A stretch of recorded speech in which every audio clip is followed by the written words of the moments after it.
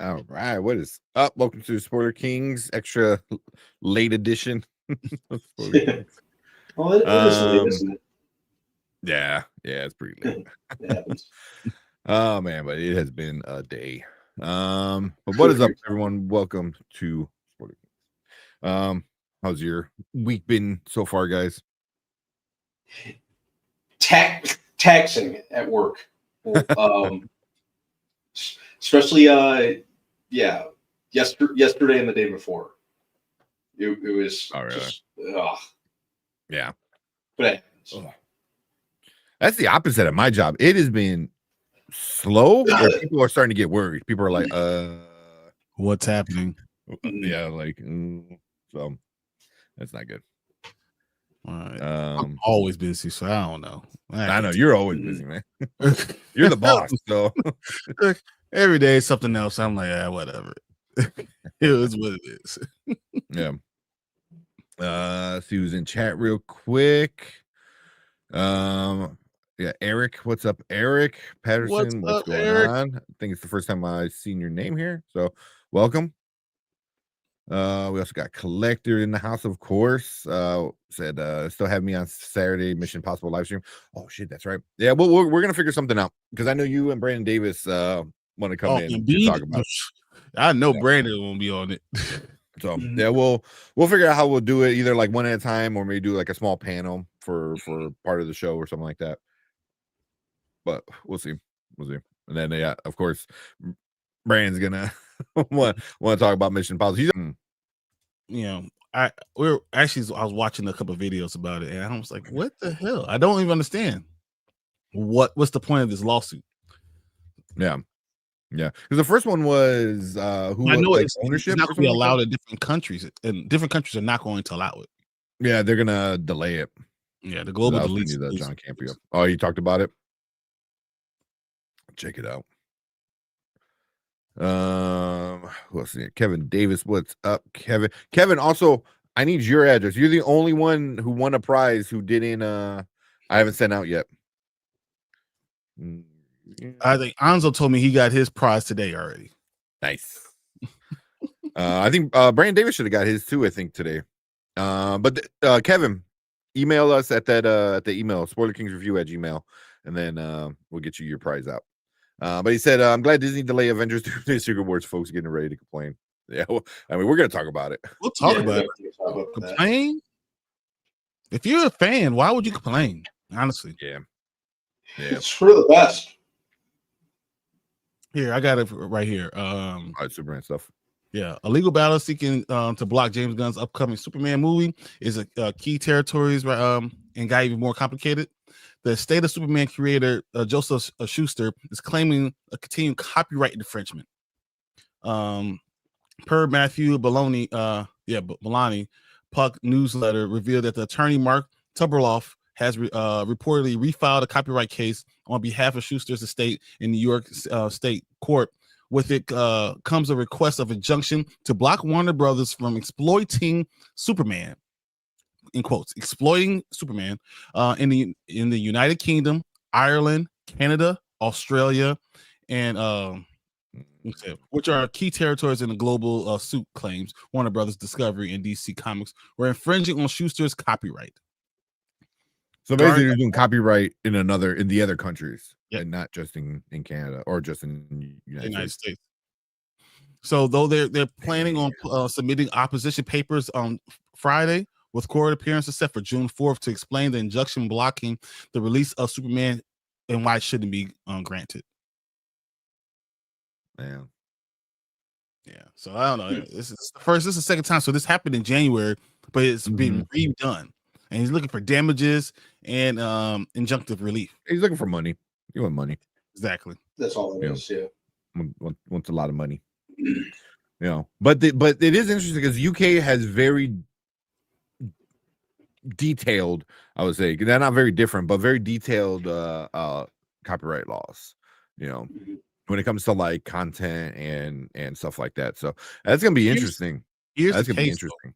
It said the defendants are actively planning a major new Superman motion picture and other derivative works are imminent worldwide release. Wait. So yes, them. Yeah.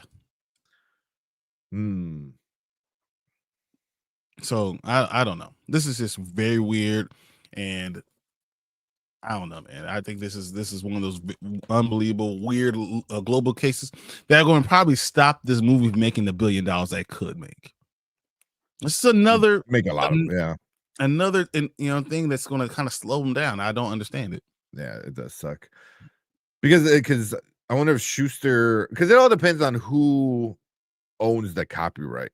Mm-hmm. You know what I mean? He created it, but did he create it under DC? Because it's kind of like very much like what we talked about Static, like, well, Young Static, the original Static, like that's it's owned by DC, but it's still through Milestone, so they still have a lot of say so, and it depends on the contract. The original copyright is owned by this person. Okay. But also Superman is in huh? The author died, and he's saying, oh yeah, it's just a state that's suing. Yeah, it's a state. But when it also might be because Superman becomes a public domain soon. Within the next couple of years. Superman will officially enter the public domain in 2033. So he's got about 8 years still. So you can hold off for 8 years? What if they make it? There's no way. What if that happened? and DC 8 years from now. Oh my God. I'll be so. Yeah. Oh my God. Yeah. But I get it. I mean, because James Gunn is putting out a 10-year plan. In 10 years, it's 2035. So, it's either going to be over, the experiment's done, or it's going to make $1 billion like the MCU kind of thing, So I get why they might be wanting to jump on that like early train of like, hey, if this does become something big, it's we money. need to get it. Yeah. So, if the only way you can release this is by, giving me $20 million, $25 million, why wouldn't I do it? Way more than that. This is Superman. Yeah, but I'm saying, but I don't think they're going to give him $250 million for nothing. Especially if they, and you're signing off and saying it's fine. Yeah. Especially if you don't think it's going to really work. So yeah. I think at the most you might get $25 million. That's because they want to shut you up because they know it's worth releasing it in the end game for them. They're going to make $600-700 million. Oh yeah, easy. Also I wonder if that's like something why they might have used a different logo. That's interesting. Was that logo is a little different? I don't know. I mean, it's all like little things like that. Maybe they already kind of thought about it. So, I mean, Warner Bros. Is not going to back down on especially on Superman. No, that's.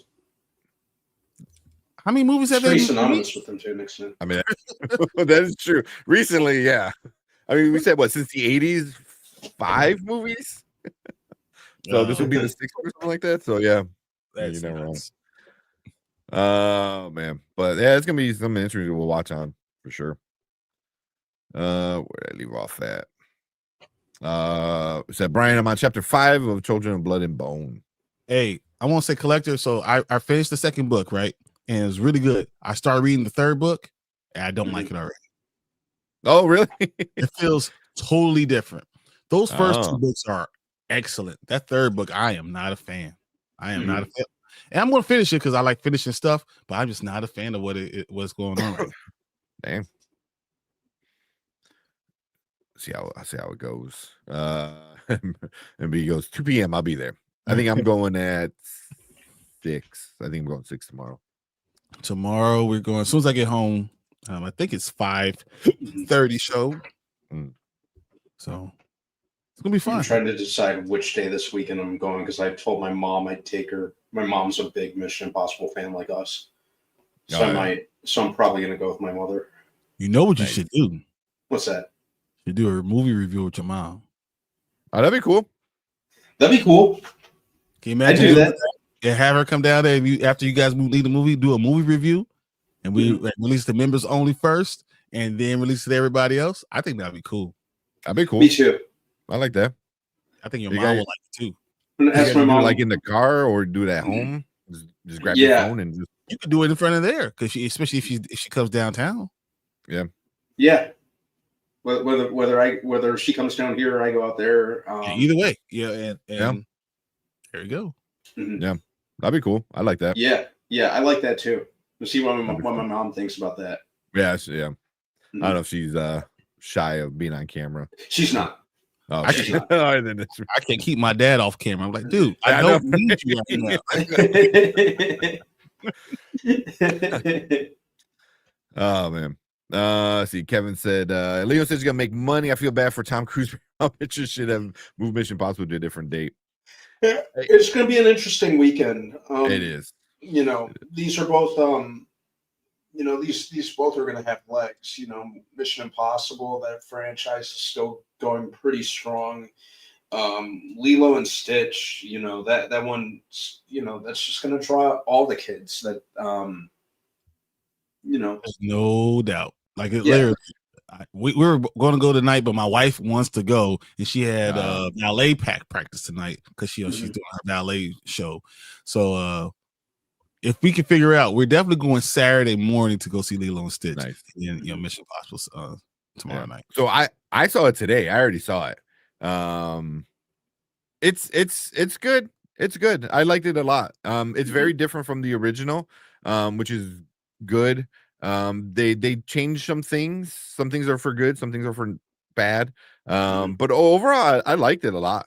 I had a fun time. I'm like, you kind of really hits you in the heartstrings a little bit. You're like, oh damn, like even when we walked out, Erica was like, there's a few parts where she's like, I had to hold back from crying just because, especially with her, because her and her sister are a big age gap. They're like 10 years apart. So so she kind of like had that some of the vibes from that movie. So wow. But my sister actually messaged me and says, what did she say? I don't like the changes that they made in a great movie that I already was expected to get something very similar to the same feels, and it wasn't the same. That's the only not the same negative thing I've heard from anyone. It is very different. Obviously, keeps the main plot points, but a lot of the other things are very different. Some of the smaller things are very different. I thought it worked for what this was doing, but it is hard to compare it to the original, which is just a great movie. But I would say one of the best things. I would say one of the best things for me was there's a lot less Elvis. So that can go either way. If you're a fan, then you might not like it. Well, they went easy on the Elvis, huh? They went really easy on the Elvis. Interesting, because that was pretty. I don't know about you guys, but when I think Lilo and Stitch, I automatically associate Elvis with it. Elvis, yeah. I never associate Elvis with anything. So, just because, and that's like one of the. I'm kind of like you, Brian. I very seldom do I do it myself, but since it was so blatant, prominent in the original, yeah. I mean, exactly. they hit a few Elvis songs, but for the most part, it's nowhere as much as in the original. So, but yeah, there's some things they did different where I'm like, why would you do that? But then there's some other things they did where I was like, okay, I felt that one, So, it's its own monster, I think, at this point. Same thing with very much like Aladdin. Was like Aladdin took its own differences, and some I didn't like, some I did. But overall, I thought Aladdin was like one of the better remakes, and I think with this one too. I heard that one of the better ones. Oh, I heard it. They don't think it's gonna make $1 billion.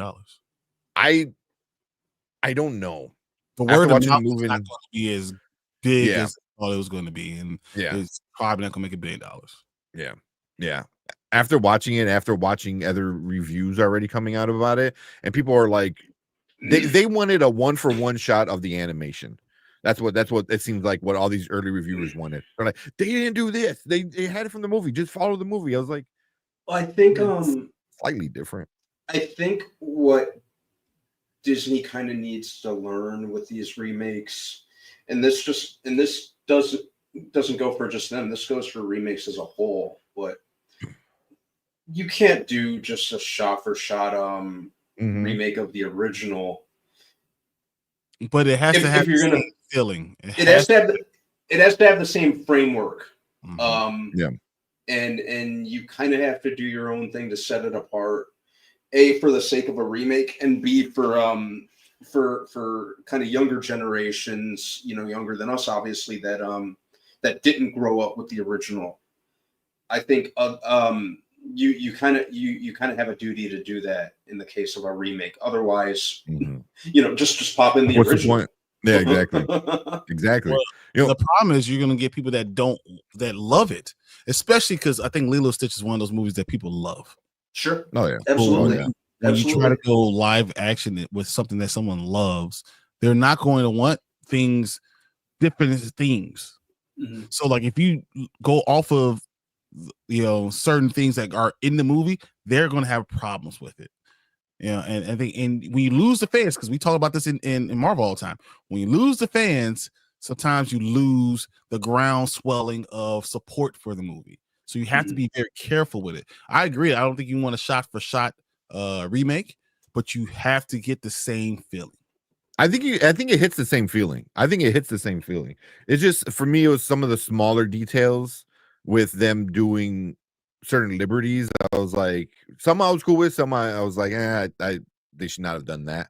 But it reminds me very much of Aladdin, where Aladdin, it took its own liberties with a lot of things too, especially with Jasmine. Jasmine was a very different character in the movie than in the animated, but I like the live action Aladdin. Is it my favorite movie of all time? Like, no. They also brought Star in to kind of help. Big powers.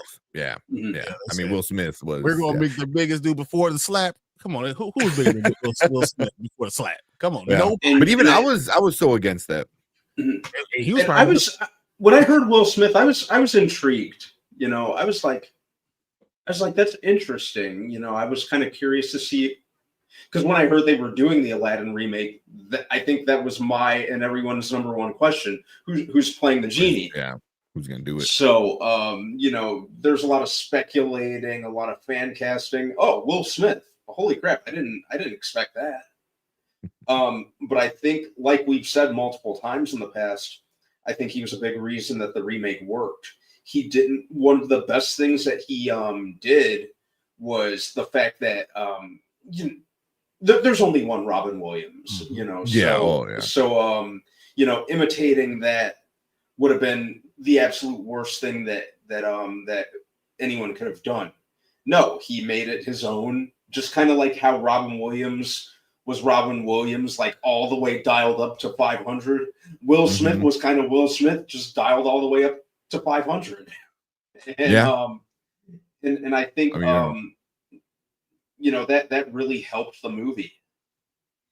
Yeah, I think so too. Yeah, because I was like, it's gonna be a horrible genie. He looked horrible in the trailers, and then they fixed him up. He looked so much better on the movie, and then he played that role perfectly. I was like, I was like, I did it. So yeah, it was. I think it was the main thing about the movie that worked. Yeah. Like in the Lilo and Stitch. I mean, I don't think it's. We've seen the trailers. The girl who plays Lilo is adorable, and she's adorable throughout the entire movie. I thought Nani was good, and then they do other stuff with some of the other characters, but the main three I thought were great. I heard Bubbles I was not like. I heard Bubbles is what I was not gonna like. But they do some things with Bubbles, some good, some bad. I heard that's been the main thing that I'm on the fence about. No disrespect to the great Courtney B. Vance, who's an incredible actor, but and it's interesting how Ving Rhames is in another, who voiced Bubbles is in another big movie this very weekend, which for all we know might have prevented him from playing Bubbles in this. Oh, very much, yeah. But I'm like, come on, at least get like a Terry Crews or something like that. It was. I think one of the most fun things about Bubbles is that for his goofy sounding name, he's just like this huge like tank of a no nonsense dude. Yeah. Man of very few words, and kind of based on what little I've seen of him in the trailer, it seems like they're doing something completely different. Yeah. I mean, I don't want to spoil things, but yeah, just say okay. We'll leave it at that because we'll talk about it on Saturday. Yeah, we'll talk about it on Saturday. Yeah, we'll do Lilo versus Tom on Saturday. So we'll do a review for both. But yeah, let's see what else. Fernando's in the house saying what's up, Fernando.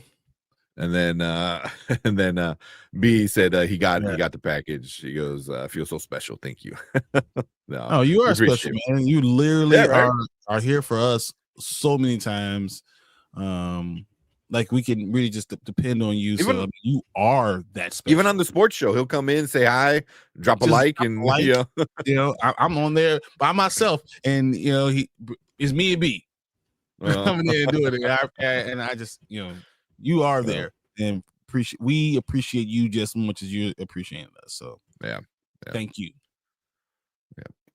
Yep. Appreciate you, man. We got Tony. The Kings are here. There he goes. Yeah, MI8 will make $1 billion. I get it. I'm a Tom Cruise fan too. It's gonna be interesting. I want to see how much it's gonna make. Too, because you think if it's a really good movie and it's the last Mission Impossible, all of a sudden this groundswell that could come.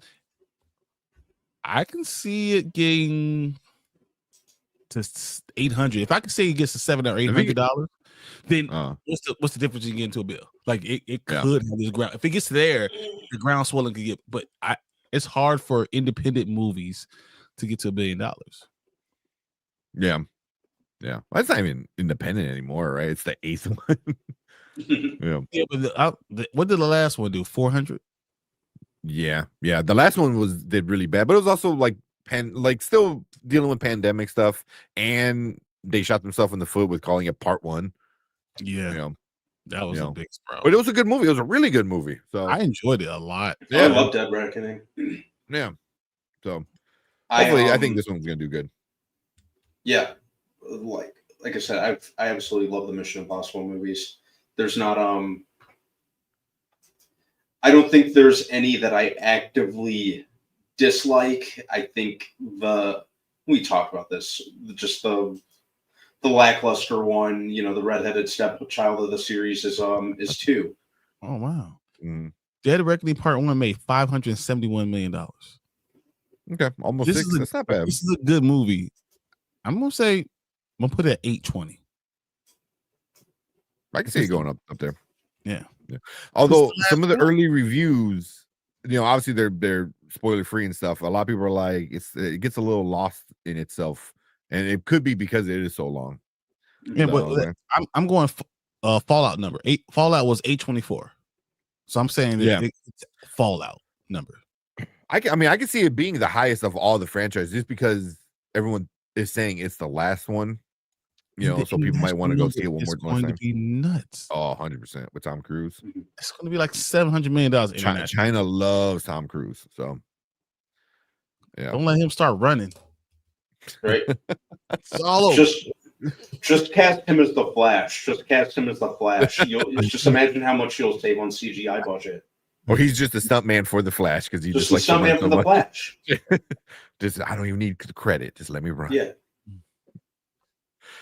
I'm pretty sure he can produce sonic booms when he runs. He could probably run back in time all by himself. Just run backwards. He'll do it shirtless. Yeah, just through sheer force of will. Oh man.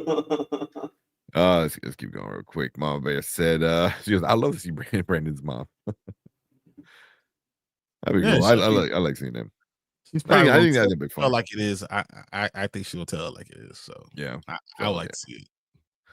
Kevin's saying 500 to 700. I can see that. Well, I mean, so most of them made over 700 million. What's up, Maria? What's up, Maria?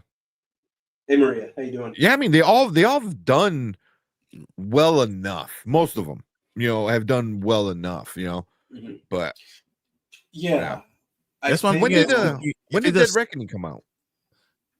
2023, May 2023. Oh, okay. Well, yeah, then never mind. And I remember when it was still going to be a 2-parter. Originally, Dead Reckoning Part 2 was going to be out last summer or last May, I think. but it only made $400 million internationally. I think we're going to get $600 million this year. So that's why I think it's going to be huge. So. Why did I feel like it was like released like 2021 or something? I was like yeah, so COVID really didn't have anything effect on it then, really, because by then everything was kind of mostly back to normal. No, because I think they started filming it during what, like around the, was it in the midst of COVID or was it near like 2021? Just toward the end. Yeah. Toward the end of COVID they started. Yeah, because they shot you're absolutely right, yeah. Because they shot them together. They shot them back to back. I remember. Oh yeah, that's right. Like as COVID was kind of coming to an end and things were just about pretty much normal, that's when Tom Cruise put out that video, like thanking audiences for still going to the movies, where he is doing that plane stunt in Cape Town that's going to be in this new one. Yep. Mm-hmm. Yep. Mm. That's exactly right, Tom. Yeah. So it'll I'm really excited to see it. That I like that. I know I'm kind of straying away from like the topic within the Mission Impossible topic that we're talking about, but I do kind of. Before you do that, real quick.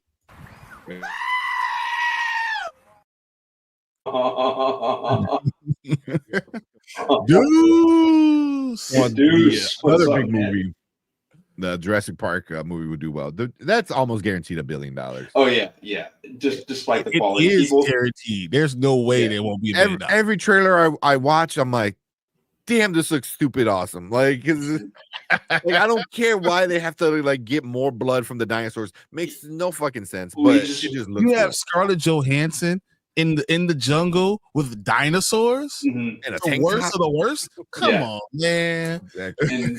And she's just looking just in the trailers. I just if we're talking about Scarlett Johansson, I love what happened on Saturday Night Live. Yeah. Oh, that was so funny. Having that they had you saw what happened with Colin. I did. Yeah, I did see that. That was so good. Which one? Where they did the last one I saw her on, they did the reverse jokes. Yeah, they always do the reverse jokes. Yeah, and then he made Colin say something about the roast beef. So this was the exact opposite. So she had to sit down there, and Michael Shea had to apologize and then tell something about him. It was that's hilarious. So good. It was so I gotta watch that. Oh my goodness! If Saturday Night Live wouldn't immediately copyright us, I would show you. Oh yeah. But it was so good. Yeah. Real quick before Brandman, you go. Let us know. Said live action is gonna be fire for How to Train Your Dragon. It is. I got my tickets already. So, Return of Jafar is one of my favorite Disney animated sequels. It's a good one. It's a good sequel, honestly. When it comes to Disney sequels, might be the best. Yeah. The only issue, no Robin Williams. He wasn't the voice. No. Yeah, that's true. But that might be. He came back for the third one though. But but yeah, Return to Jafar was really, really solid. I can't think of anything I liked for a sequel for animated. Well, not including Toy Story. We're talking about Disney. Yeah. All right. Yeah. I could think of a Disney movie that's a sequel that I thought was maybe Finding Return to Jafar was like straight to DVD or straight to home, wasn't it? Straight to video, yeah. Return of Jafar and Aladdin and the King of Thieves. The King of Thieves deserved to be straight to DVD. Straight to VHS. Yeah. That wasn't a horrible one. It was not good. It wasn't on Aladdin at all. Yeah, well, no. It was straight to VHS worthy. Yeah. We got Robin Williams back. Which is nice. Tony. Sorry. Oh my God. Team Iris Terrence. What's up? And there goes, you probably forgot about me, but I wanted to check on you guys. I talked to you last week, T. Never. He said dinosaurs print money. Exactly. Yeah, I'm just there for the dinosaurs. You know, if it's a quality movie, that's a bonus, obviously, and I'm hoping it is. I actually really like the director. He directed Rogue One and Godzilla 2014, so I'm hoping it's solid. But I just want to see cool dinosaurs. Yeah. And Scarlett Johansson in this case, she doesn't help. She Who doesn't goes matter at into all. a jungle in a tank top? Scarlett Johansson does, and I am here for it. Like, you have mosquitoes the size of dinosaurs around. Yep. How are you not wearing like full body armor?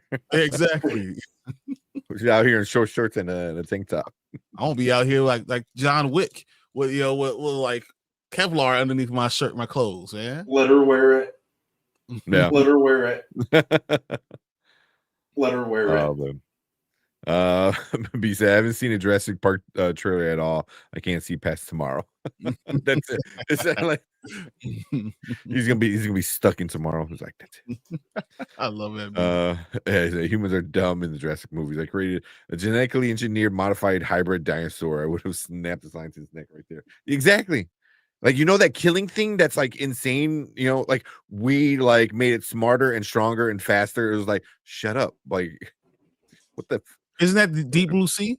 Basically, every movie they always take something that's already deadly that doesn't need any help killing, and it's like, we're gonna make it better at killing. It's like cure fucking disease. Don't make deadly animals more deadly. Right.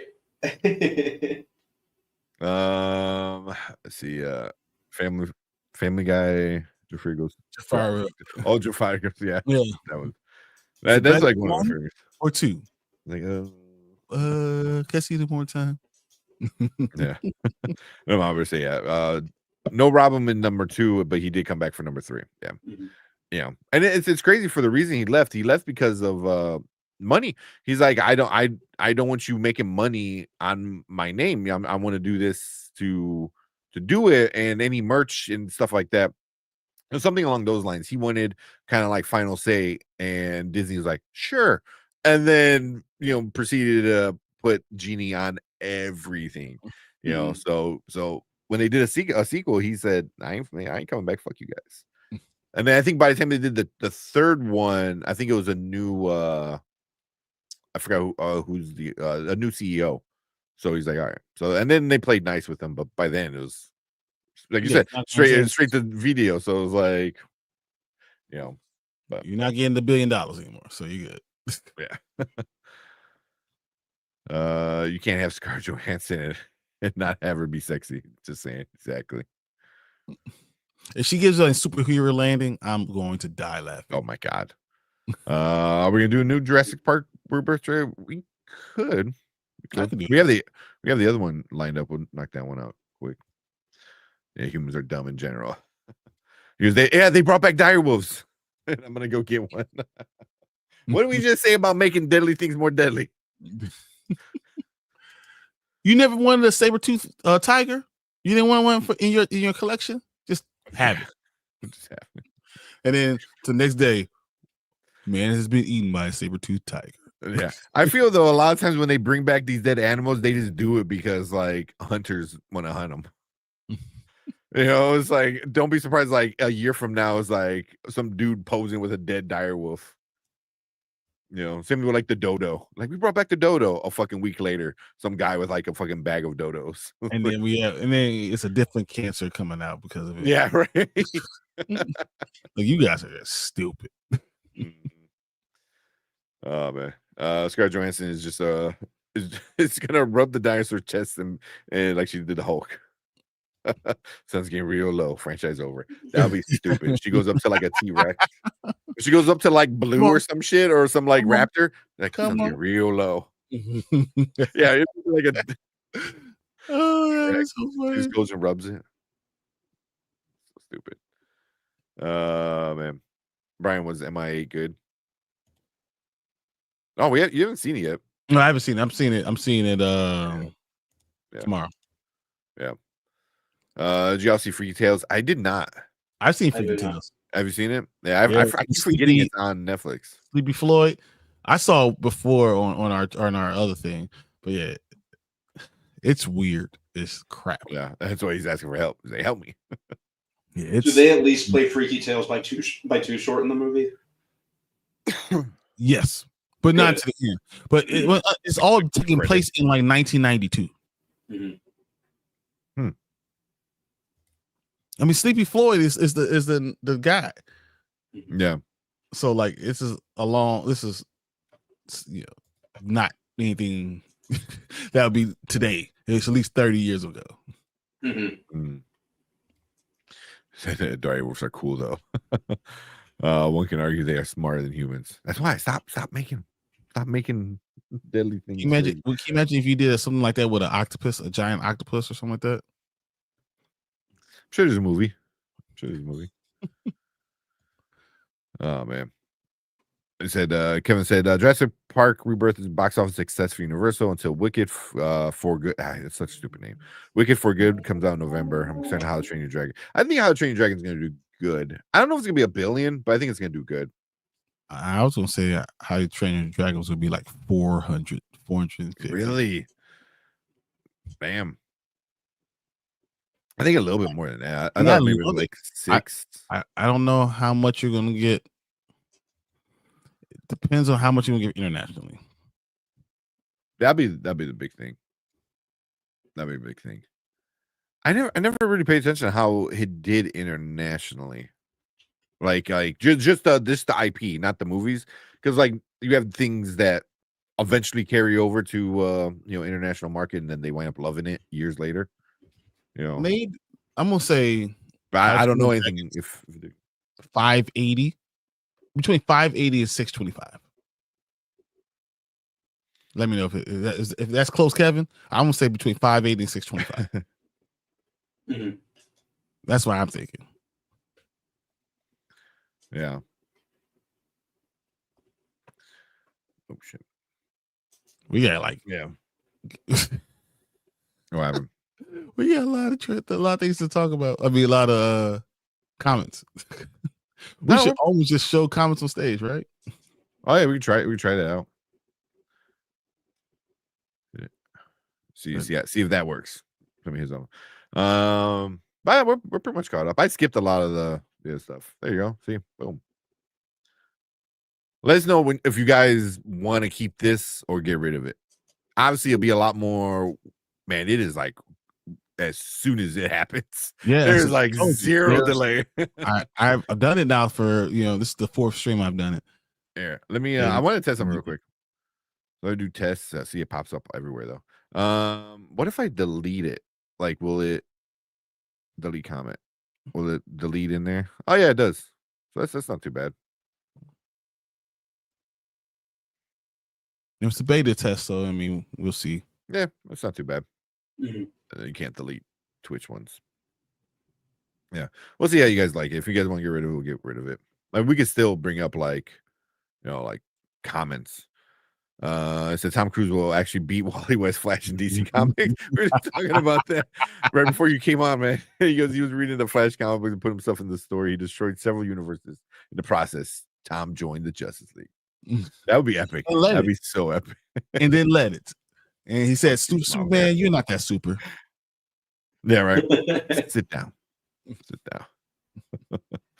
And then super quick, Mama Bear already abusing the system. I know I'm cute. I've only been told 500 trillion times. What's up, Nanette? Nanette, how you doing?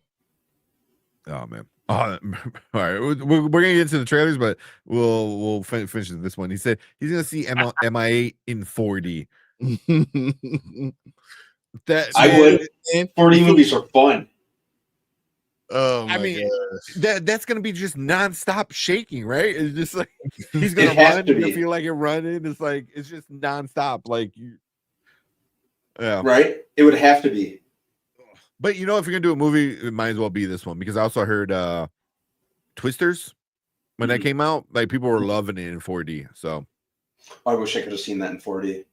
Yeah, I don't want all that wind on me. It's just be blowing a fan on you all the time, just water and stuff. People spit on you. But they get the the shaking. Everyone was saying the shaking. I'm not a fan of the 4D, but if you're liking it, I think this will definitely be a good one for it. Real talk, what's next for Tom Cruise after this? I don't know. No Whatever idea. Whatever he wants. The dude's like one of the last remaining movie stars, so like it'll probably he'll come out with something. He'll do Maverick again. Mm-hmm. Yeah, well, there is another Top Gun coming out, but yeah, I mean, we talked about that last time. I think last week. He'll probably bring back another classic movie. Cocktail 3. Cocktail. You read my mind. I was just thinking about saying the Cocktail 3. I mean, that'd be kind of interesting. In like today's world, he's just like an older bartender now. Mm-hmm. That'd be cool. That'd be interesting. All right, you guys want to watch a trailer? Yep, Yeah. whatever we got. Here, we'll watch. We'll just do back to back. We'll watch the Jurassic one because we don't need to talk much about it because we've seen it before, and then we'll get into the other one. And then I want to talk about Doomsday and Secret Wars because I don't know how we've gone this long and not talked about it. Yeah, really. All right, I'm gonna hide comments while we do this though.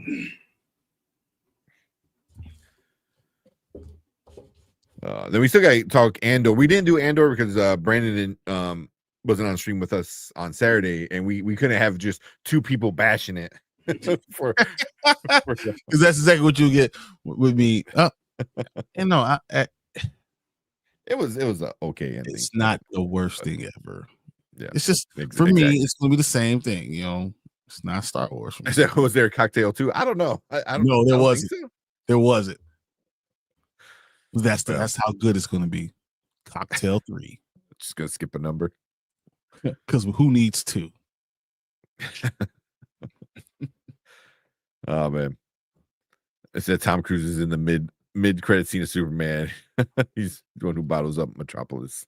That'd be crazy. He's the one as the monkeys are like typing away. Tom Cruise is like, them. Yes. Oh, yes. I know.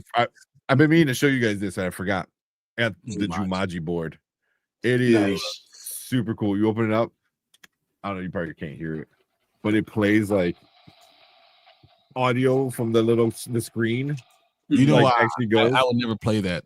Honestly, I don't think I'm ever gonna play it. But I'm like, it's pretty fucking cool, man.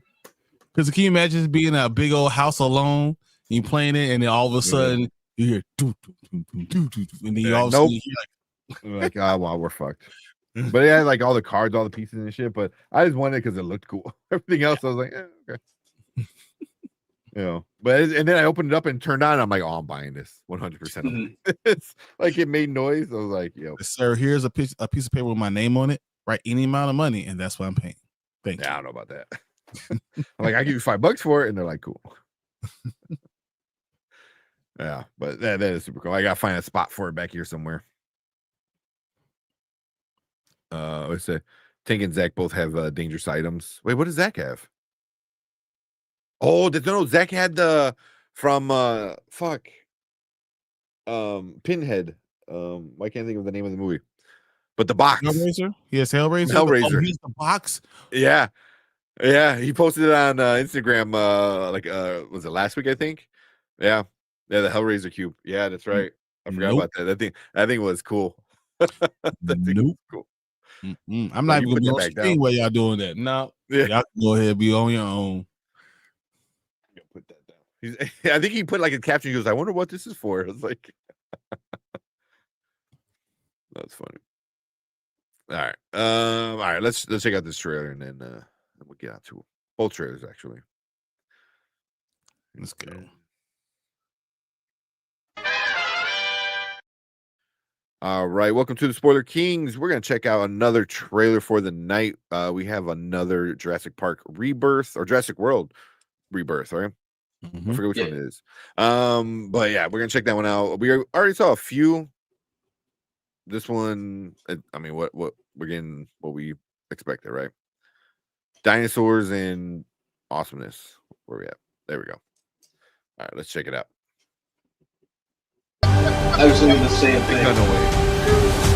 What are you shooting at that? Yeah, like at all? put Like, your little pea shooter away. There's not a tranquilizer strong enough. pew, pew. What? What are we doing? Oh my God. Like, what are you doing? Oh man. I'm waiting for the 4th of July weekend. We're literally going to hear, hey, Jurassic World Rebirth has made $1 billion before Superman came out. Like, it's 8 days. It's going to make $1 billion before it comes out. Right? I mean, out of all the July, obviously you want to go after this weekend because you got the extended weekend, you know, especially this year. Cause like, but you have like a lot of people are taking that Thursday and Friday off. So yeah, you're gonna have a super long weekend. Yeah, I usually take like an extended weekend that weekend, so yeah. I plan to take a day or two. Yeah, I think I bought my tickets for this or reserved my tickets earlier today. So I think I'm going on the 2nd, like that Wednesday. So yeah, I already got my tickets. Yeah, really hoping the new AMC around the corner opens the IMAX screen there by then. Nice, that'd be good. Well, I plan to see it on IMAX either way. But yeah, oh yeah, yeah. I'm gonna be optimistic about it, even though I wasn't the biggest fan of the last two. There were still parts of them that I liked, aka most of the dinosaur parts. Like I said, I'm here for the dinosaurs, but like the director, like I said, Gareth Edwards, I think is a director. He did Godzilla 2014, which I liked, and Rogue One, which I absolutely love. What the? Yeah. So that's the dinosaur, but here's what a picture. Is it? Hold on, I'm going to pull this. Oh, you got a better picture of it? Okay, yeah. Hey, I'm missing it already. Yeah. Oh, did she? Okay. Of course not. So stop sharing screen. No, looks like it could be a T-Rex, but it has. I think you just add it straight. Yeah, I just added share screen here. That's fine. There's like a big boil on its head. It looks like a T-Rex with a big like Toxic Avenger boil on its head. There it is. Bulbous head seen as embryonic failures. Okay. Small or no eyes at all. Big shoulder, hump on thick neck. Small teeth inside Tyrannosaurus like jaws. That's interesting. Knuckle walker. Shorter degenerated legs, extra toes. He goes a failed clone of unknown dino T-Rex ? Inspired by Rex's, Ranko's, and HR Gears art. Oh, it's, isn't it HR? No, it's not HR Grant. I don't know who that is. Roughly Spinosaurus size, maybe size inconsistent in trailer 1. Slow and methodical, doesn't seem to have bloodthirsty as hybrids. Okay. Oh, so this is like fan made then. Okay. This is like as in trailer 1. That's weird. Okay. Huh. I'll remove this. It does look very interesting looking. Oh. Yeah, but I'm in. It looks cool. Oh yeah. We got these weird looking raptor bird things. Like they look like they like twisted a bunch of them together, right? That's what they said. They're experimenting with all of them. Yeah. Even like these things were like, what are those? You know, Brontosaurus is with these long tails. Yeah, but even the neck is like different. Yeah, like what are those? Like it's just like it's like a big island full of hybrids. It looks like a Komodo dragon, don't it? He does like Komodo dragon. I was gonna say like a snake, but yeah, I can see a Komodo dragon. The way his this one on the left is the neck. The way is it's hunched, yeah. So, I think you're 100% right. Because the one on the right looks more Bronchiosaurus is from its way it's standing, but yeah, I don't know. It's gonna be interesting. They had to do something interesting to really get us into it, you know. So yeah, and like I said, interviews with the director really have me intrigued because you know, he's delivered some quality stuff. So that really sparks a lot of faith on my end. I like the cast. Scarlett Johansson, always liked. Mahershala Ali, great in everything he's in. He's a big draw. That's stupid. That is weird looking. Yeah. It does have tiny teeth. Now they look at it like, but it's like a huge jaw. I don't know. They need to find ways to make us more scared. Yeah, but people are stupid. That's the problem. Oh yeah. Who's got money on T-Rex beating this one up in this film? 100%. 100%. That's typically more often than not what happens. I know the T-Rex. The original quote unquote, is still the badass. Yeah. And the T-Rex only lost one fight, right, against the Spinosaurus in the Jurassic World movies. But he redeemed himself. He redeemed himself. Oh, that's right. Yeah. I'm not even going to say the original T-Rex wins. I'm going to say the water T-Rex. The water T-Rex. If you can swim and you're a T-Rex, how do you win? You got water and land. You just need to grow some wings. Hey guys, give me 1 second. I'm gonna get something to drink. I'll be right back. I'm gonna go through these comments real quick then. All right. Yeah, Mama Bear said, wait till you see the new dino. That thing is freaky. Yeah. Let me watch this movie theater. Yeah. One of my favorite franchises. It's good. It's probably one of the ones that are the most consistent. It's hard to disappoint, even if the story's bad. It's still hard to get disappointed. Yeah, because like the last two weren't good. They both, I don't know, they both made $1 billion. I know for sure the second one or the third one definitely both made $1 billion. But the last two were not good stories. But they were fun. 4 made $1 billion. Last 3 made $1 billion, right? Damn, did all the Jurassic Worlds make $1 billion? Yes, because that's wild. All the Jurassic Worlds made $1 billion. Wow, that's crazy. Yeah, that's impressive too. Because other Jurassic Parks, they didn't all make $1 billion. No, because the first one was big, but there wasn't even $1 billion. Like that wasn't even discussed at the time. Yeah. It was like Titanic and Gone with the Wind were the only two like biggest profited movies at the time. Or whatever. Gone with the Wind was not $1 billion. So, no. I was like for its time. Jurassic World made $1 billion internationally. Wow. Just internationally. And over 600 million domestically. That's not bad. Dominion made $1 million. Fallen Kingdom made $1.3 billion.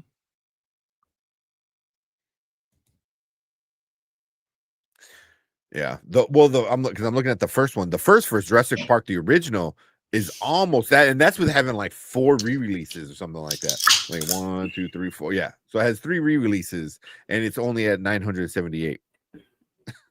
So even with having all these re-releases and being out for so long, it still didn't even hit $1 billion.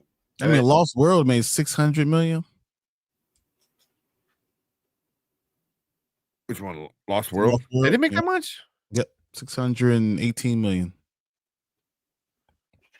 Really? That one wasn't as bad. The third one was pretty bad. The second one was passable, I guess. I think the only real like come on part of the movie was the little girl defeating the Velociraptor with the power of gymnastics. Hey, you gotta know, with the power of flips, we all can be dinosaurs. You can do anything. That's funny. All right, let's finish this up and we'll move on. Put it somewhere. All right. But cool. That is our thoughts for the Jurassic World Rebirth. We want you to leave a comment down below if you're watching on the replay. Let us know what you think about this movie. You're gonna go check it out. Is it gonna win July against all the other big movies? So we want to hear what you guys think. Yes. Make sure you guys make sure you guys hit the subscribe button, hit that like button as well. Helps us out a lot with the YouTube algorithm. But we appreciate everyone coming in, hanging out with us. If you are live, we want you guys to stick around because we're gonna move on to your comments right now. That we already hit. Yeah. Let's see. I got most of them. People want to see dinosaurs eating people. That's why I keep coming back. Yeah, it's gonna keep coming back.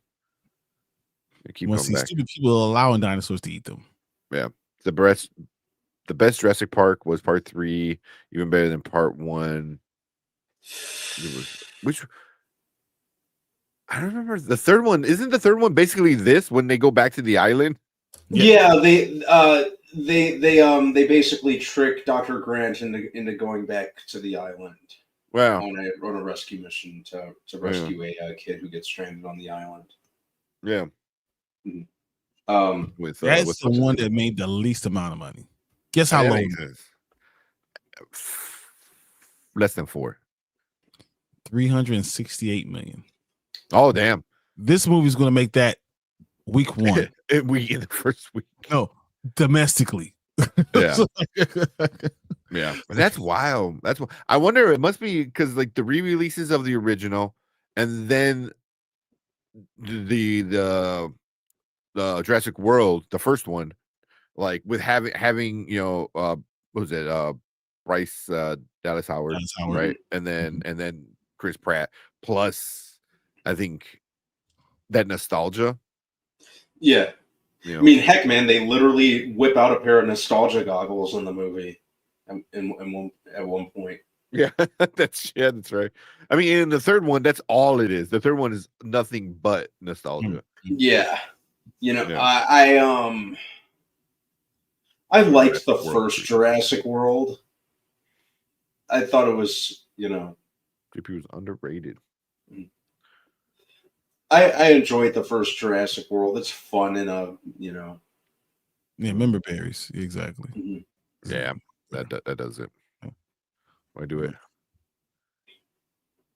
But yeah, everything after everything after the first Jurassic World was absolute trash. I mean, it made a lot of money still. Oh yeah, they're gonna make money by the truckloads. It's Jurassic Park or Jurassic World, whichever one you want to call it. But I don't know. I said hell no. The 3 is not that good. The first one was the best. The first one I think is still the best. The first one reigns absolute supreme. There's no touching it. Yeah, I agree. So even parts of the Lost World were solid enough. I think once the T-Rex ended up in San Francisco, I think that's when it completely fell apart. Yeah, and then they did it again in the second trilogy. In the second trilogy, right? Yeah. Yeah, I don't know. All Jurassic Park was missing was Dom saying family. I'm gonna go drive through a field of dinosaurs in his Charger, right? It's just mounted on top of a T-Rex. Just mounted on top of a T-Rex. Yep. Well, all right. Later, Brandon. Appreciate you coming in, hanging out. See you, Brandon. Thanks. Enjoy the movie. We'll talk to you about Saturday. Yep. Figure out get you and Collector on. Talk about that. All right. Let's get the cost ceiling so we can get into Marvel Doomsday. Jesus. All right. Fast and Jurassic. I love it. Fast and Jurassic.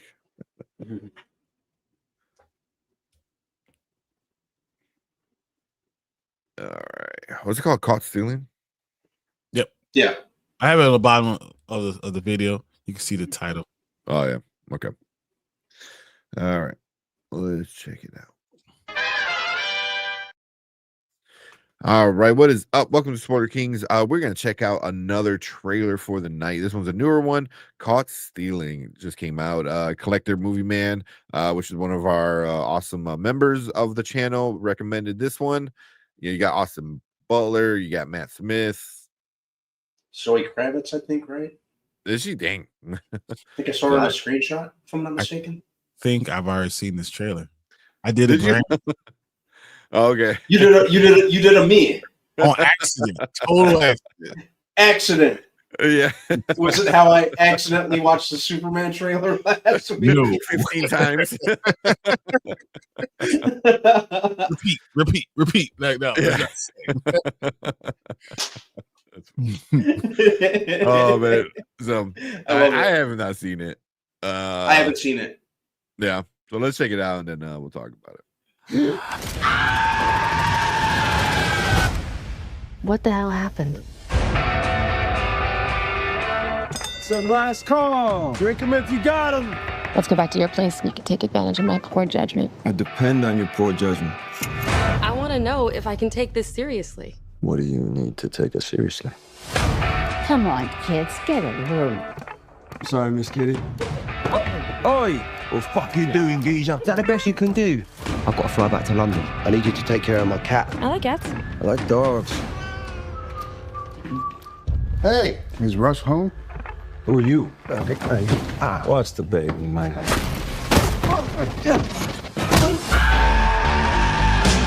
Who did this to you? La pistola. Either I get what I want, or my pistol stuck from me. These guys you messed up with, they're scary monsters. I don't know anything. Sweep me the fucking edge, you swat! What the fuck did you get me into? Darling, you got to let me know. Welcome to Narnia. Should I stay or should I go? How much is there? Over 4 million. Shit. Everyone gets a cut. The Russians, the Puerto Ricans, the Hebrews. What the fuck are you doing? Oh. So what happens to me? You're fucked. You run away from what you're afraid of, then it owns you. Buckle your seatbelt. Should I stay or should I go now? Should I stay or should I go now? What the fuck is going on? Hasta aquí llegaste, cabrón. Either we go deeper or we get out. I don't want out. Should I stay or should I go now? I need to know that you're a guy that can take care of his shit. Asshole! I can handle it.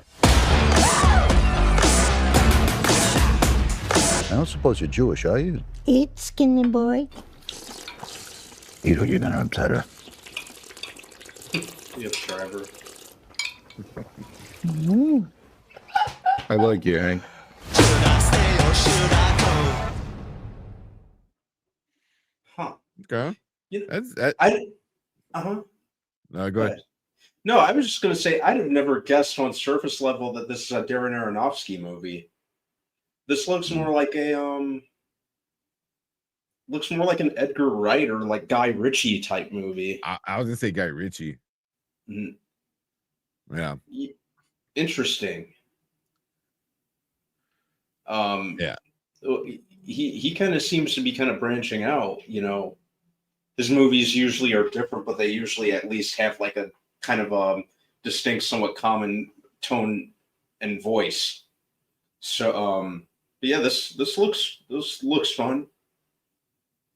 Were the two Jewish guys, were those Liv Schreiber and Vincent? I was trying to see where I didn't see them in the trailer. I didn't see Vincent D'Onofrio. Wait, that is Vincent D'Onofrio. That's on the left. That's Vincent. Mm-hmm. Yep. Yeah. I can't tell if that's Liv Schreiber. That is Leah Schreiber. It is. Yeah. Yes. Yeah. Yeah. Oh yeah. Interesting. It looks fun. It looks like it's based in the 90s, possibly. Yeah. It doesn't look like it's like right now. Mm-mm. Matt Smith, like with this mohawk, is that's wild. Oh yeah. I never expected to see him like that. Yeah, he's as far as he's still my second favorite Doctor Who. Oh yeah, he's And it's just cool to see him in pretty much anything. Yeah. So to see him as a Mohawk wearing punk rocker, Yeah. that something I never expected to see him in, but I'm not upset at it at all. Well, very different from his Targaryen look. Mm-hmm. What are you, Brian? What you think about the movie or trailer? So I already watched it, and I had an idea what was going on. And my thing is, I will watch it because Zoe Kravitz is in lingerie. That too. I was like, isn't most movies she's in now her in some kind of underwear? But red lingerie? Oh, cool. I'm there. Yeah. Mm-hmm. Yeah. I was gonna say she's been in a lot of like stuff, or not a lot, but the things she have been in. Definitely is a toxic female in this one. And guys we are led by one thing and one thing only, especially before you get married. You're led by one thing, and she's gonna take advantage of that thing. Oh yeah. But man, it looks good. It looks fun. It looks like just a fun. Yeah, Bad Bunny was in it too. So yeah, this a lot of people, man. It's a pretty stacked cast. So it is. I mean, I was surprised by all the people in it. It just kept on going and going. Regina King is one of my favorites. Regina King, yeah. You know, even though she had a terrible accent right then. But whatever. yeah, but yeah, not too bad. I think I'm gonna check it out in August. Mm-hmm. Be it seems like it's a fun ride. But yeah, I'm getting Guy Ritchie vibes from it though. But not a bad thing. Could be worse, right? But yeah, that is our thoughts for Caught Stealing coming out in August. We'll definitely check it out when it comes out. But we want to hear from you guys, so leave a comment down below with your thoughts about this trailer. What do you think about it? Are you gonna go check it out? And make sure you guys hit that subscribe button, hit that like button. Helps us out a ton. And anybody in the live chat, we want you guys to stick around because we're going to get into your comments right now.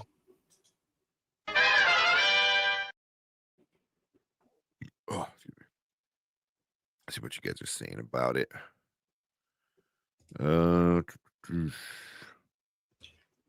Again, are we sure Guy Ritchie didn't direct this? I know. All right. Thank you, Nanette, for hanging out, coming out. Good night. See you, with us. Oh my God, the doctor. Yep. Yeah. His storage unit is bigger on the inside. On the inside. That's hilarious. Oh my God. We got Delta Dan in the house. What's up, Delta Dan? What up, Dan? Dan, what's up, man? And then, of course, we got Anzo from Big Fort Entertainment. What's the man, up, the man? myth, the legend. The shoe stealer. The shoe stealer. He try to take my shoes and try to say I got them first. It's like, dude, come on. All Jordan 12s, I get first. Oh man. We have dinner with Ma every Sunday. That's awesome. Yeah. So what's up? The main reason I want to see is because of Matt Smith and Austin Butler. Austin Butler is like he's been on fire ever since the Elvis movie came out, it seems. I wouldn't know. I mean, Dune, he was really good in Dune. I thought he was great in Dune. He was better than great. There should be another word to describe Austin Butler in Dune. Yeah. Because it would have been really, really easy to just write him off as like another Hollywood heartthrob, but I think Dune really solidified him as a credible actor. I thought he was so good in it. The bike, he was good in the Bike Riders. He was good in the Bike Riders. Like I haven't seen the Masters of the Year. I haven't seen that one yet. I haven't seen that one. But yes, that's why I don't know. I haven't seen two of his movies, so I'm not going to be able to comment on that. Yeah, and then Costin looks pretty good. Yeah, he hasn't been in a lot of things. I thought he was gonna be. He was in a lot more, but he really hasn't. Or could be wrong. Oh, Masters of the Air was. Oh yeah, it is. Yeah, it's a TV show. But he was big into that. Yeah. Oh, he was in The Dead Don't Die, which was a stupid fucking movie that I kind of liked, but it was so stupid. Mhm. It was so. He was in Arrow. He was in three episodes of Arrow. Yeah, he definitely was. Chase. I don't remember him as. I'm gonna have to go back and look. 100%. Yeah, I don't remember. Mhm. Yeah, I'm gonna have to go back and then a look. lot of TV stuff back in the day. But yeah, let's check that out. That's funny. Him and Arrow. So the trailer looks okay. I'm on it. It's all right. Yeah. That Zoe Kravitz is gonna take advantage of that. Yeah, and that I'm here for it. I'm not mad at it at all. Why not? Yeah. So I'll definitely see that movie on a $5 Tuesday. Exactly. That is $5 Tuesday movie. I have an AMC Stubs account. Every time I go is $5 Tuesday, technically. Yeah, pretty much. I don't know if I want to use one of my stub movies. I'll pay the $5.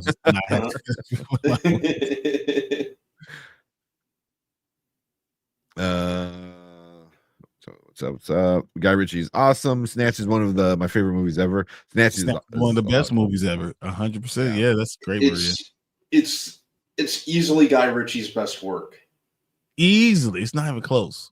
It's his magnum opus. Yeah. Oh yeah. Yeah.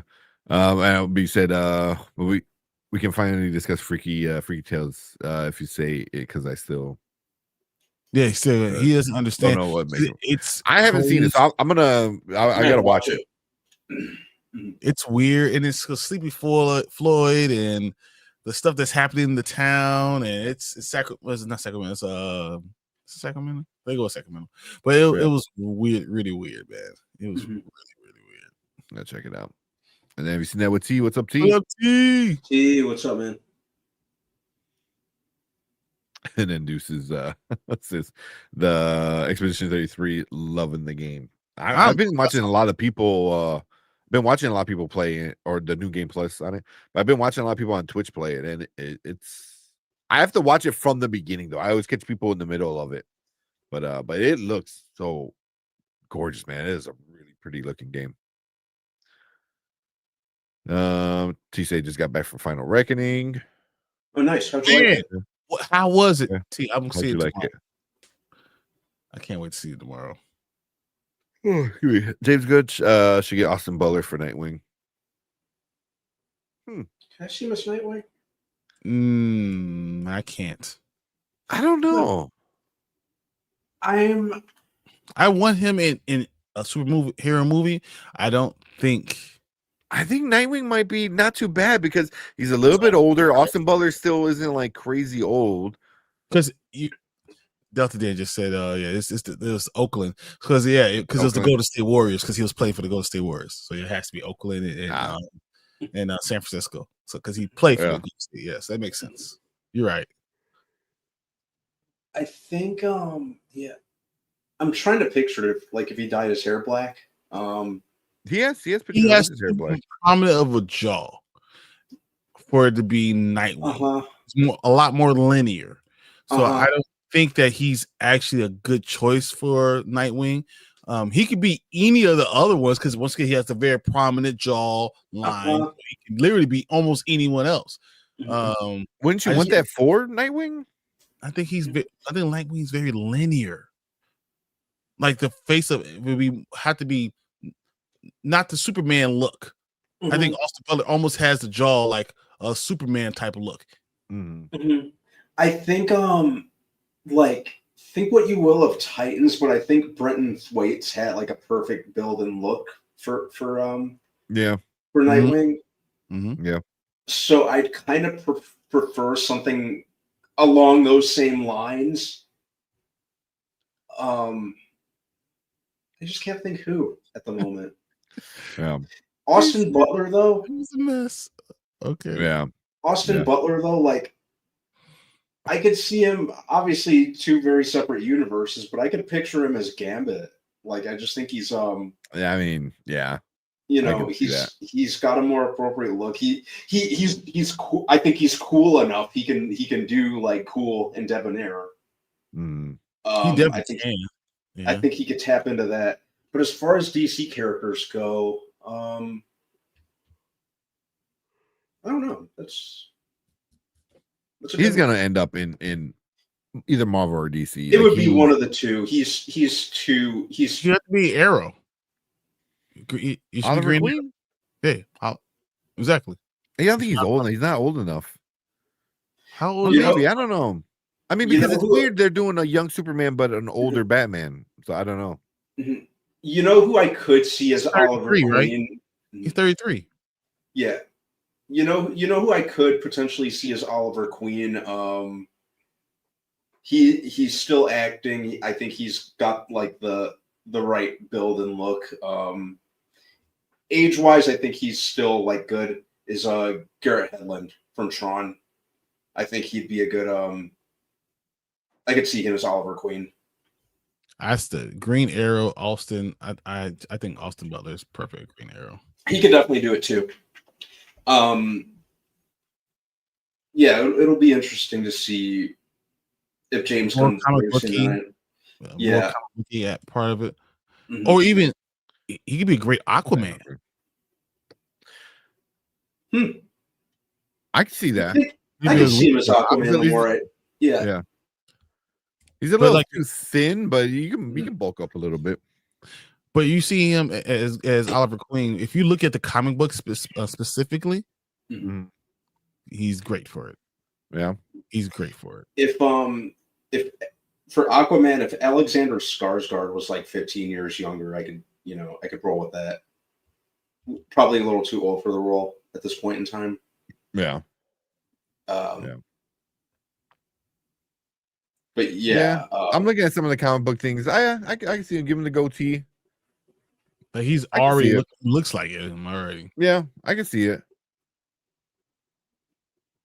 It's just so hard because I have Stephen Amell stuck in my head so much, but no. But that's not how you really supposed to look. Like, yeah, no. No, I can see it. I'm looking at it. I like it. I'll be down with that. And then he's a main player too, so it's not like you're giving him like oh, here, play this little random role. Not saying that Nightwing's not random, but oh man. Oh, here I wanted to show already on this stuff. So we go ahead.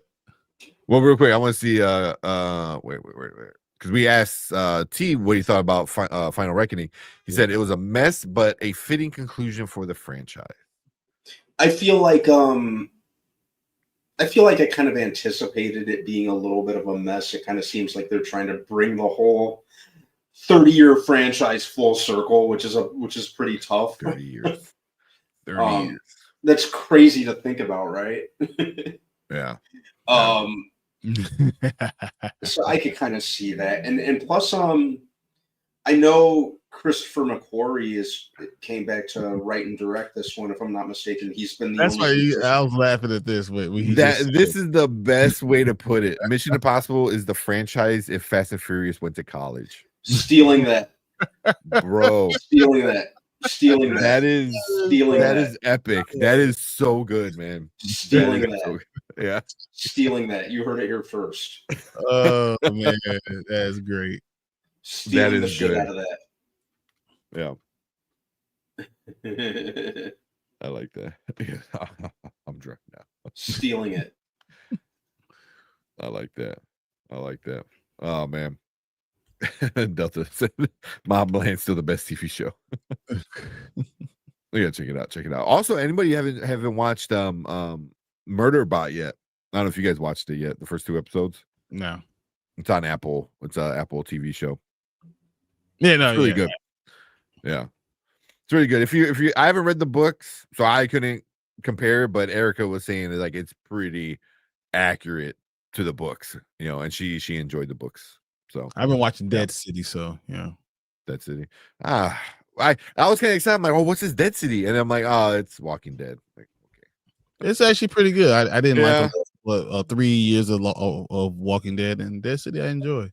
Yeah, that's okay. That's good. Because I mean, I've been over like Walking Dead. I tried giving some of the spinoffs a chance too, and I was like, I'm kind of over the spinoffs too. So it's just I just want to like it to be good again, and it just always felt like I was missing something. So, but T said he's been saying that for years. that is good, man. Then you need get that out there more. That was a good one. James Bond took a gap year. Oh man. Lions for Lamps I still enjoyed. Which one that one is? All right. Oh, here you go. He said, I saw Warner Bros. Brought the rights to Taylor Sheridan Yellowstone 1923 movie from Paramount with Brandon. No, was it Skellner. Because they wanted him as Batman. It'll So be Warner Bros. interesting. Bought that movie from Paramount. It'll be interesting to see who they end up getting as Batman. I think I'm really waiting hand and foot to see who they do get. You know, everyone's saying it's going to be this person. Are they going to bring Pattinson back? Is it going to be Alan Ritchson? It'll be curious. I'm really curious to see who they get. Yeah, I can see this dude as Batman, but it's you know what? I'm looking for a picture without a beard. You know, every picture he has a beard. Yeah, you gotta look.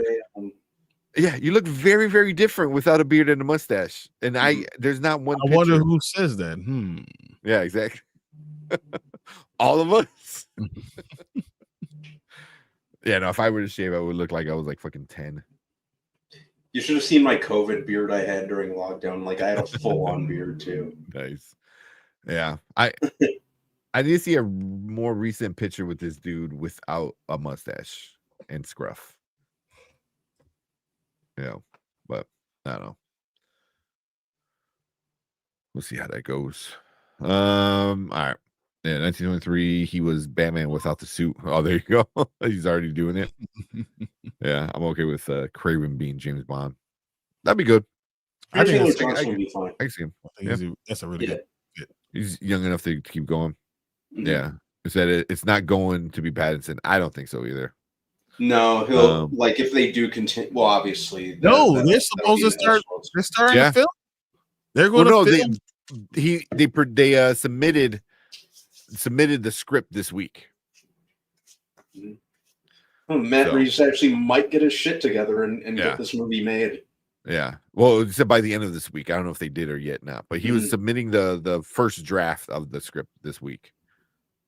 So I don't know if they're gonna film anytime soon. Would you hear that they were? I think I thought that's what you said. Yeah. Isn't Pattinson about to do something soon? Isn't he about to isn't he filming a different movie at the moment? He's not in the new Nolan, he's not in the Odyssey, I don't think. The Batman 2 slated to begin filming late 2025. Mm-hmm. The script has already been is finished and submitted. Oh, nice. As of today. Nice. Yeah, because I know it was this week they were gonna do it. Yeah, I'm still very excited for part 2. I absolutely adore the first Batman movie. It's my favorite live action Batman movie. I mean, hopefully it's not. It will not come out. It will not start filming this year. It will start filming. It is slated to start filming in May. No. April 2026. Yeah, because it would. How's it going to get through the 2026? I don't know. Let's just talk about the GOAT. Yeah, I still want to talk about the Doomsday Secret Wars. I can't believe we're doing this long. Yeah, let's do that. Well, real quick, Dude said, I waited long enough. I need a E33 update. E33, yeah. I haven't get a chance to play it yet. I haven't even turned on any of my systems yet. I need to get that damn PlayStation Portal so I can play. I want to get the new Doom. And I want to get the new Indiana Jones since it's finally on PS5. Oh yeah, it's like fun.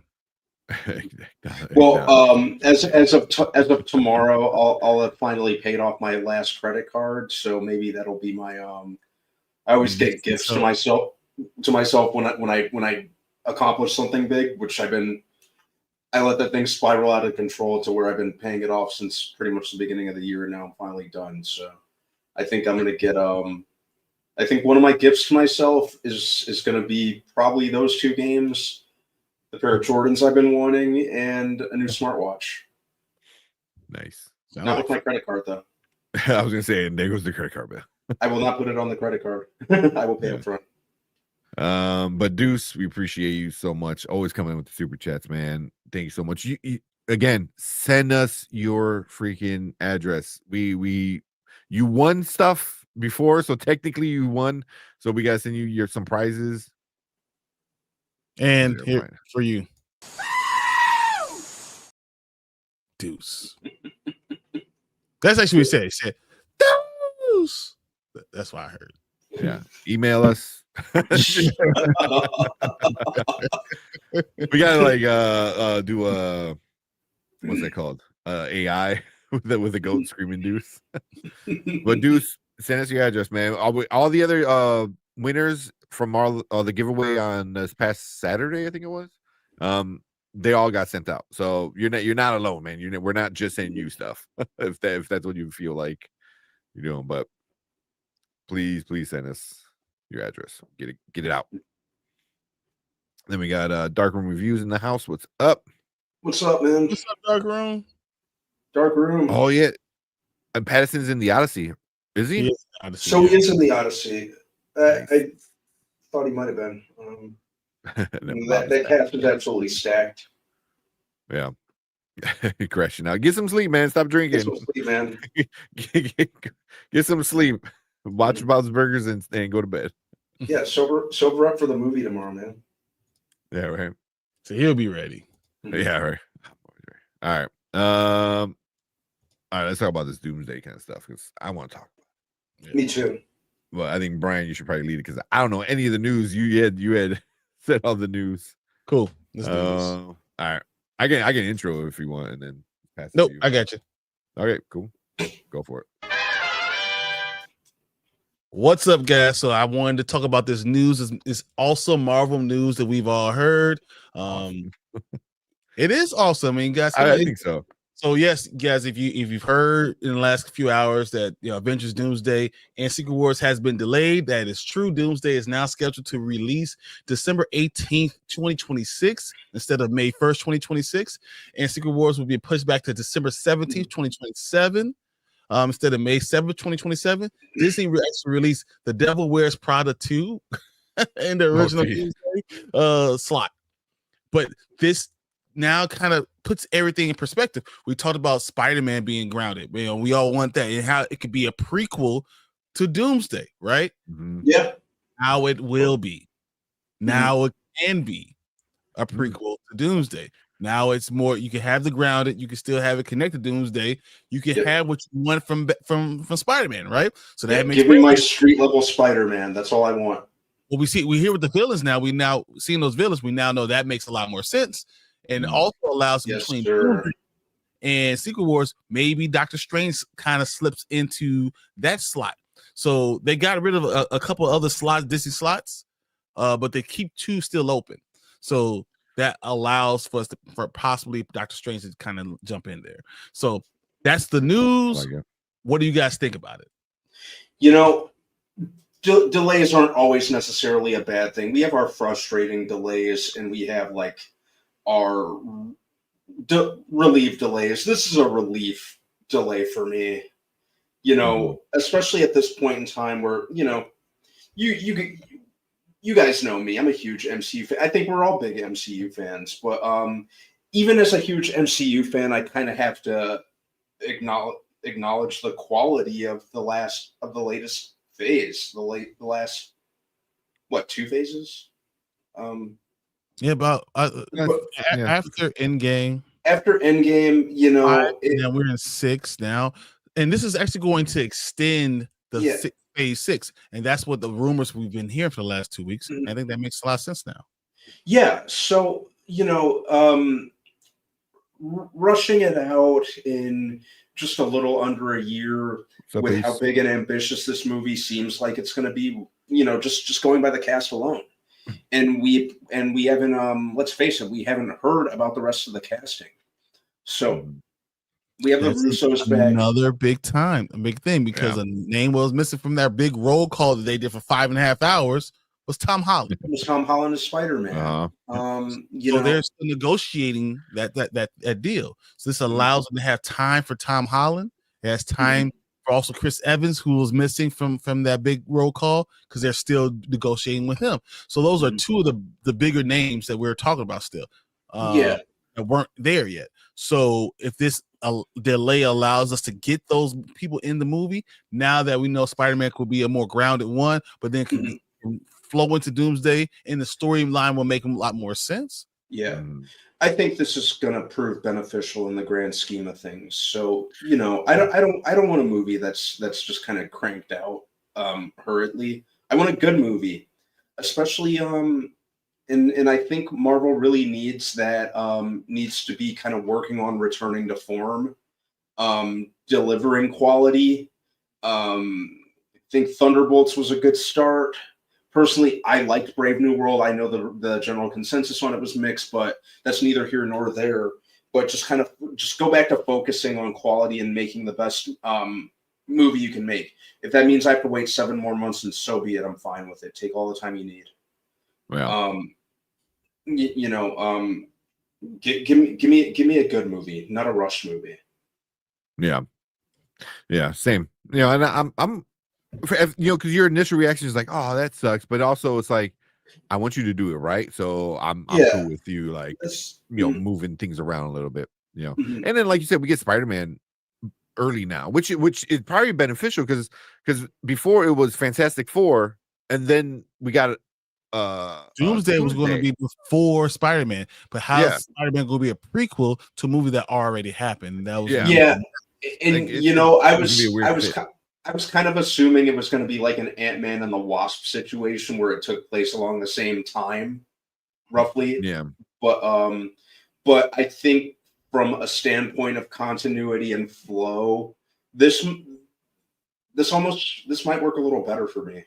You get a street level Spider-Man story before he is whisked away for the next big Avengers level threat. Let's face it, Spider-Man's going to be in these 2 movies.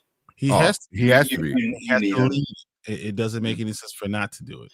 I do like the idea. I don't know how true this is, but personally, I just think it would be cool that they said there was a rumor that if Spider-Man did show up in Doomsday, he'd spend the entire movie with his mask on. Did anyone hear about that? No.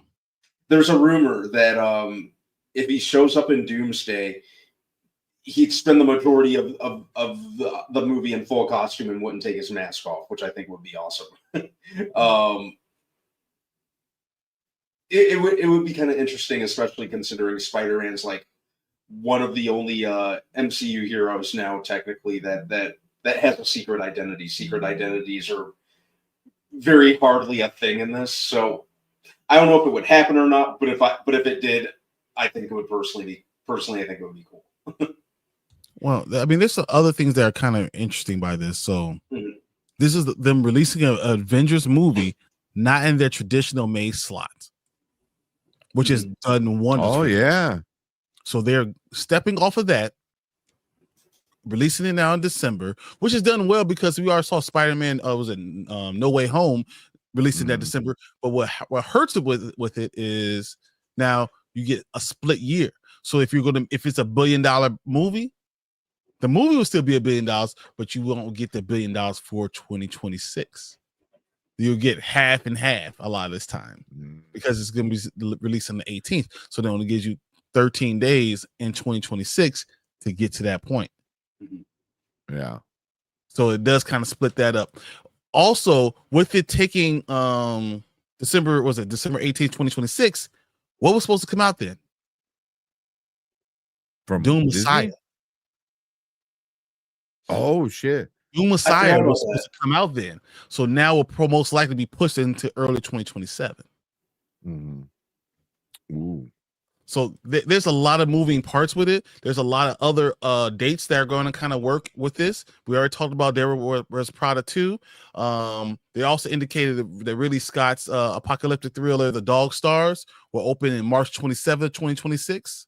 So like all that stuff there's a lot of shaking and baking to make these things happen, but you could actually make it work better for you because, as you said, better quality film, actually give you a great story. Because when we look at what we can say, whatever you want to say about the movies that have come out this year, they've underperformed.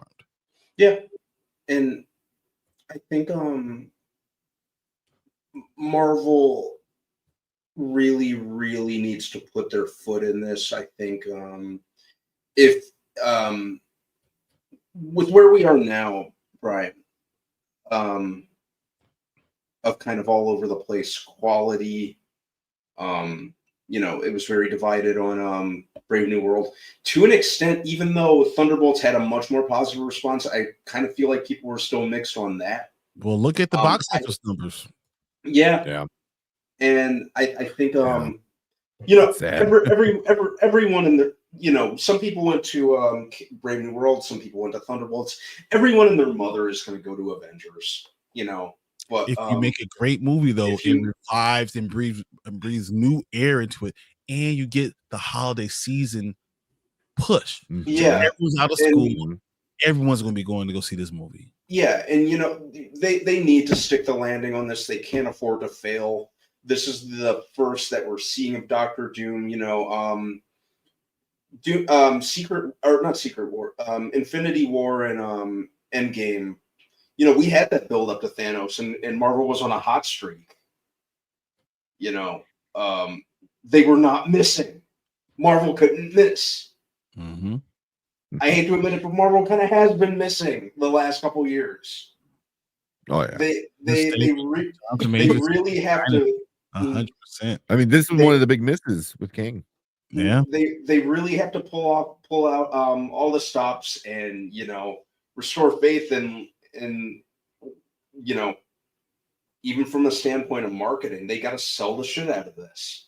You look at this now. So even this past weekend, Final Destination made $51.6 million. The Thunderbolts made 16.6, and Sinners made 15.2. Thunderbolts is not going to catch Brave New World. No, it's just not. That's yeah. So they lost money on all these things that are coming out, the Thunderbolts is going to lose you around $70 million. You're going to lose that much money, and this is what people are saying. This is a good movie. So if critics that's liked it, audience liked it, but no one else went to go see it. So you have to sit down and say, we're going to redo this thing. We're going to really put all of our eggs in this basket. We're going to really try to put every character we can, and it's going to be a great storyline. And the CGI has to hit. And if it takes 7 months of a delay for those things to happen, that's fine. But now I want to ask as a question. What if they delay it again? Well, depending on where we are, I think the second May of 2027. If Doomsday goes to May of 2027, how would you feel? Like a whole year. So it's another 5 months at this point because it's already December 18th. Yeah. A year from the original. The original release. I think anytime they do more than one delay, I do try to be patient and tell myself that it's for the best, but there's a small part of me that's like, is everything all right? What's going on? Especially when the delay is drastic, but you kind of need in this scenario, I'm like, you kind of need to take as much time as necessary to deliver the maximum quality. That's how I'm looking at it. We need the maximum quality. This is the first time we're seeing Doctor Doom. At least we had build up in a sense of structure and a plan when it came to the previous three. When it came to phase 1 through 3, it seemed like they had more of their ducks in a row. Whereas this time it's a lot of the reactions have been knee jerk or reactionary. And that makes me nervous, even as an MCU fan. Okay. So, but what if? So now there's other things that are going on with this. So with the change in this Marvel movie, right? So we're going to get Fantastic Four in July, right? And we'll get basically a year before another Marvel movie. Yeah. After Fantastic Four, it's Spider-Man Brand New Day, right? Yep. It'll be basically a year without any content in the movie theater. Have we, Maybe that's good for Marvel, and Marvel's doing it on purpose to give audiences a break. Yeah. But it's also it's very risky. It's very risky because you can lose your fan base. Fantastic Four, well, I mean that alone just by long breaks. But if Fantastic Four doesn't hit that good, and if Spider-Man isn't what people are used to, because right now, as much as we want grounded Spider-Man, the MCU fans don't know what grounded Spider-Man is.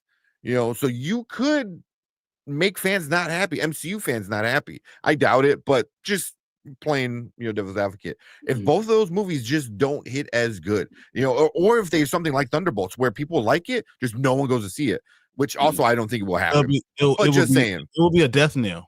Yeah, and then it's like there's nothing you can do. Yeah, like you can get the Avengers movie, and now you have to wait a year.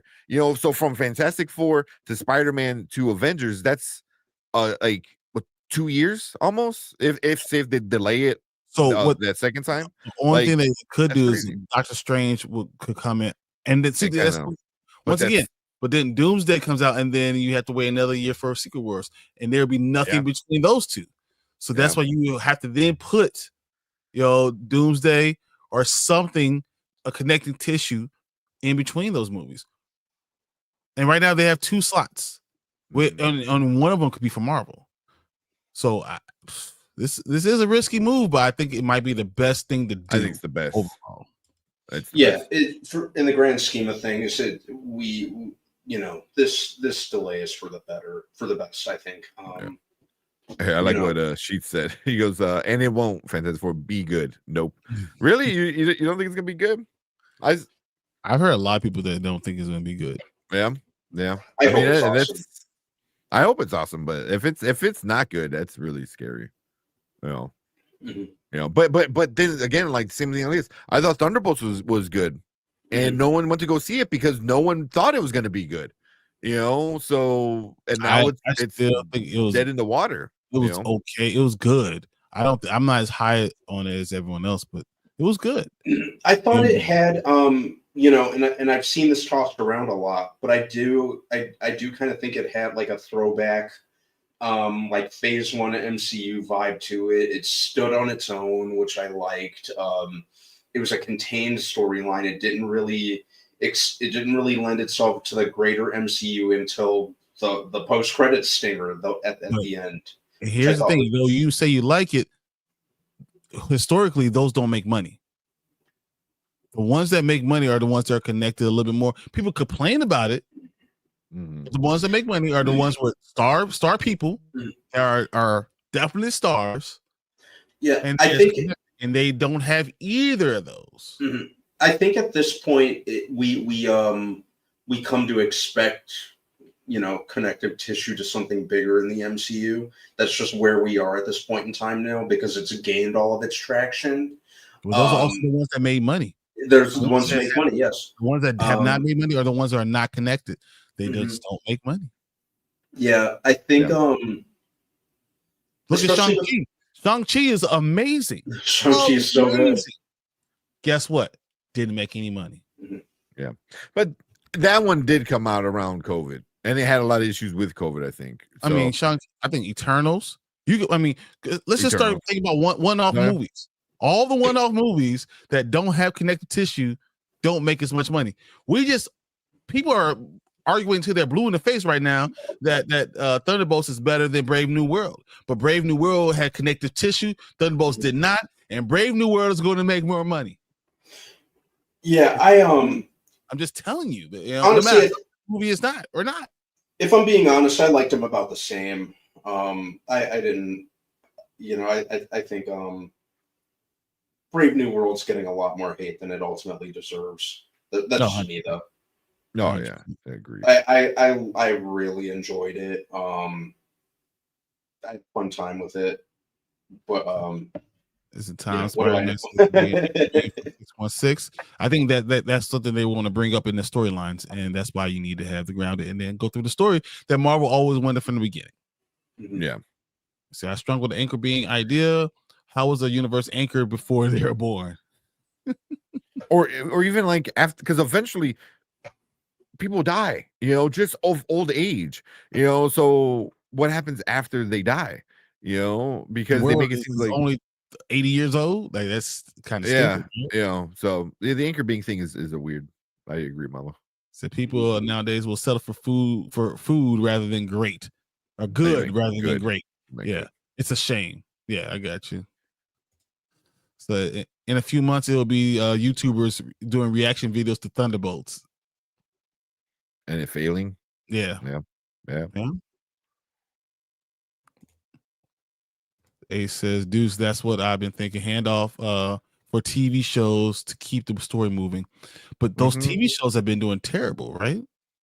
Well, I'm saying hand off for some of the TV shows. Like, I thought I'm assuming you mean like these like movies, hand off the movie part to TV shows and let that run with the ball.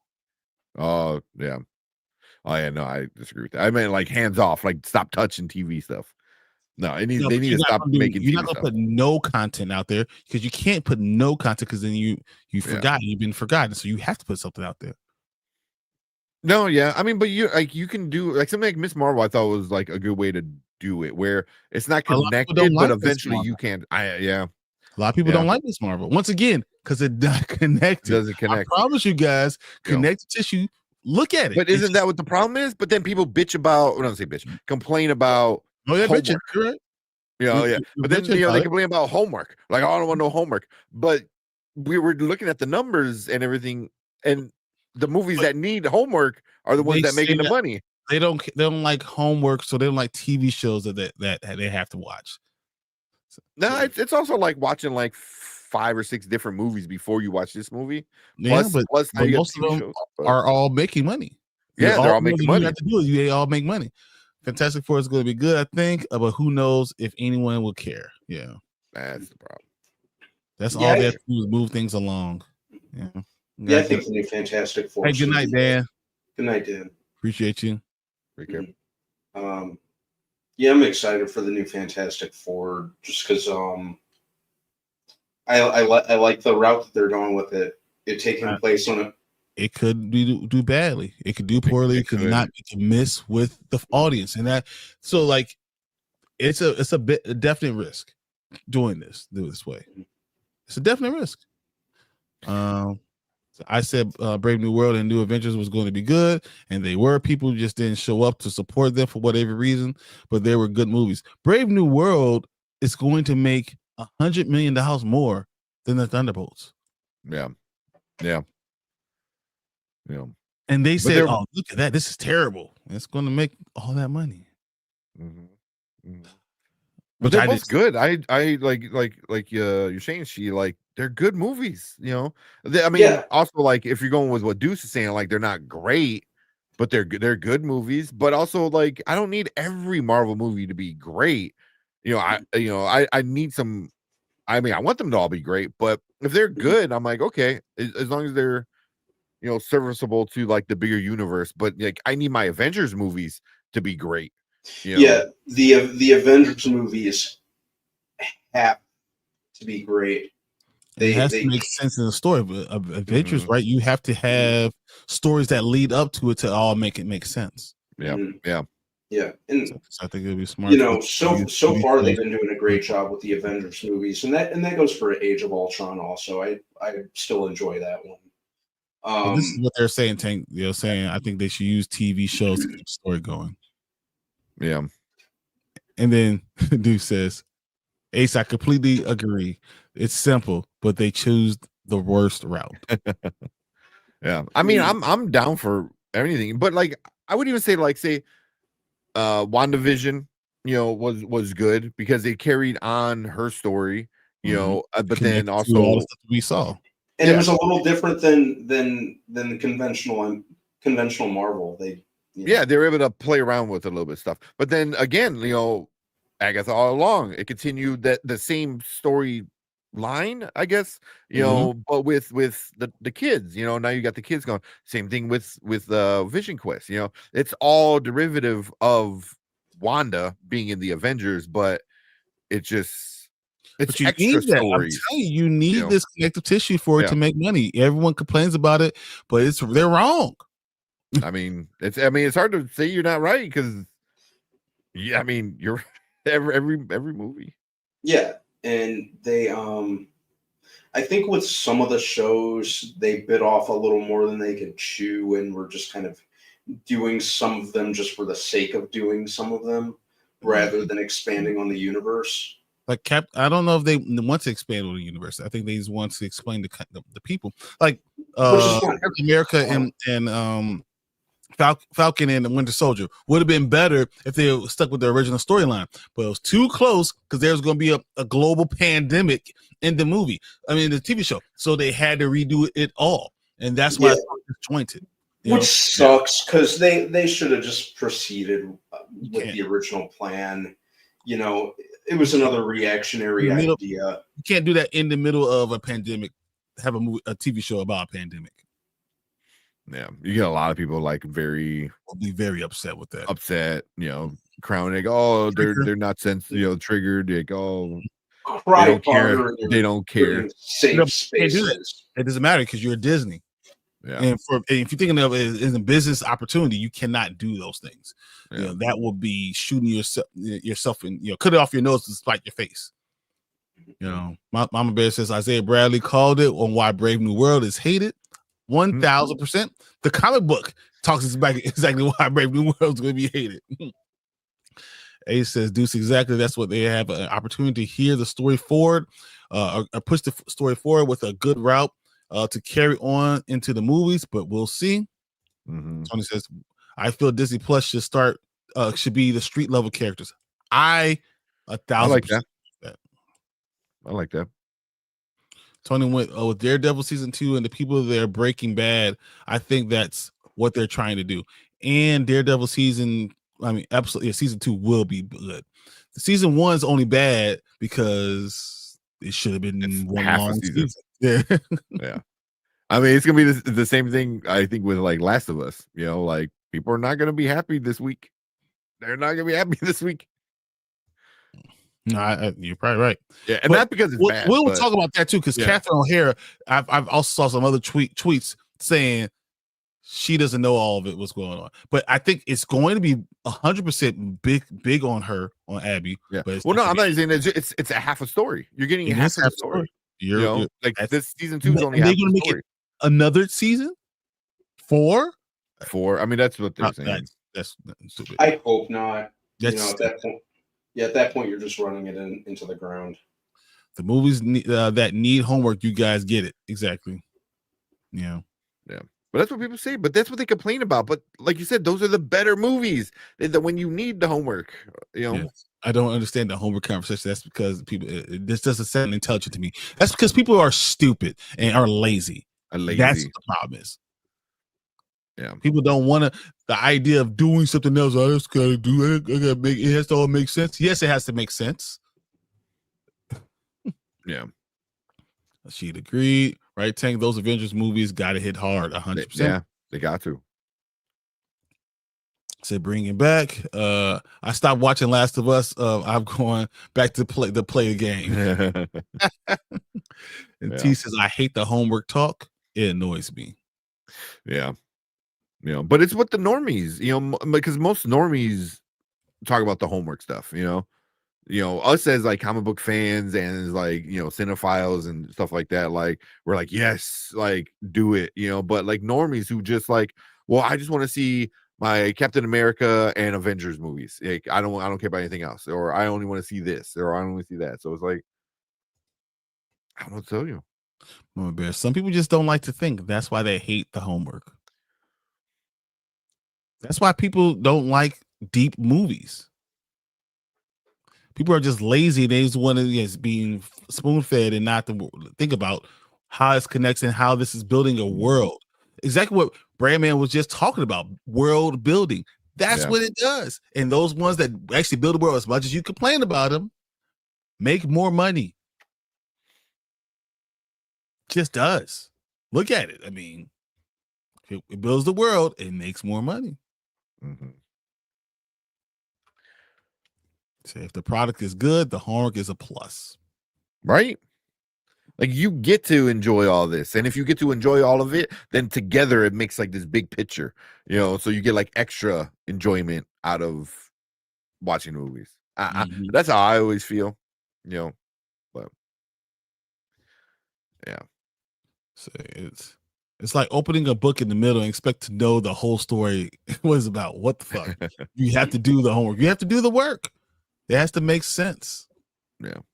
Well, it's more like people picking and choosing. Like I only want to read chapter 1, 7, and 12, and then read the finale. And it's a whole story. I hate that. Whatever. Yeah. I think people missed out on a great story, skipping out on Miss Marvel, the show. And I Tank agree. says it all the time. I do. I really enjoyed Miss Marvel. I liked It's a lot of fun. I liked when they put it out too, as far as the MCU goes, because at this point, I like that the protagonist was an MCU fangirl. I liked that they kind of explored the Marvel fan base. I thought they had a great actress too. I don't think Kamala Khan would have worked nearly as well as she did had they cast anyone other than Iman Vellani. I think she very much is Kamala Khan. Yeah. And I like how they explored the Marvel Universe fan base. I like how the protagonist was on the outside looking in that regard, and how it was kind of like a wish fulfillment story. Yeah. I think that was the main reason it worked. Good night, Collector. Kamala's just a fun character. I think the way they wrote her was great. I think, and I think they cast an actress who understood the assignment on a very fundamental level and beyond, and she really enhanced it. So people bitch about his homework to fit their narrative when it's convenient. It's 100%. True. 100%. Saying people like us enjoying putting in the work because it gets we get a better experience watching the movies or show. Yeah.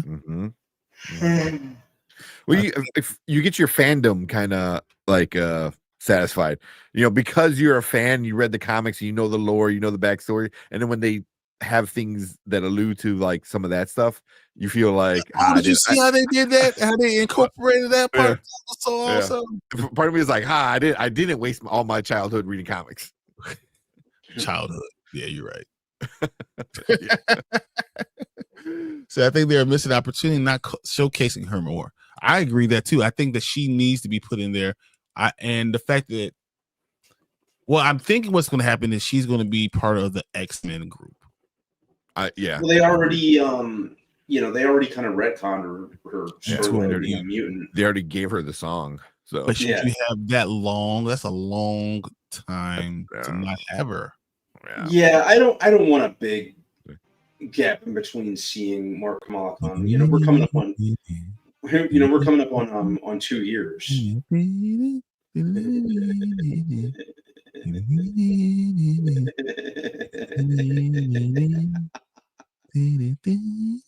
The big Danet at the end. So yeah, I'm hoping she shows up in something fairly soon. I'm hoping Secret Wars, but now Secret Wars won't be fairly soon. Yeah, right.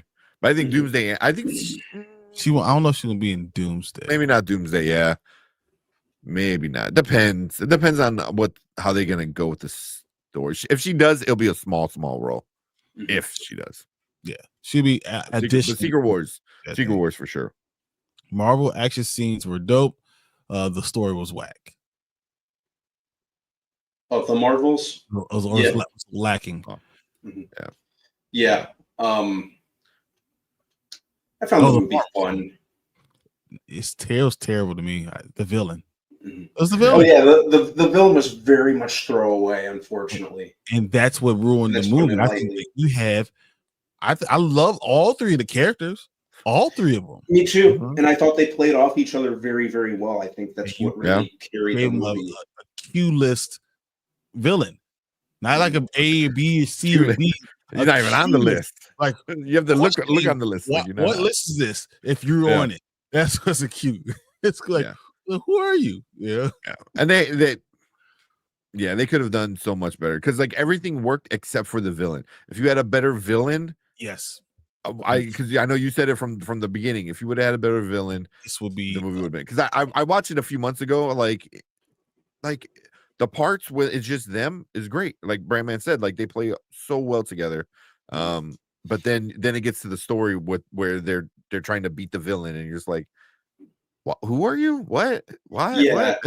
and I think that's unfortunately Marvel's biggest you know that's their Achilles heel sometimes is delivering on the villain.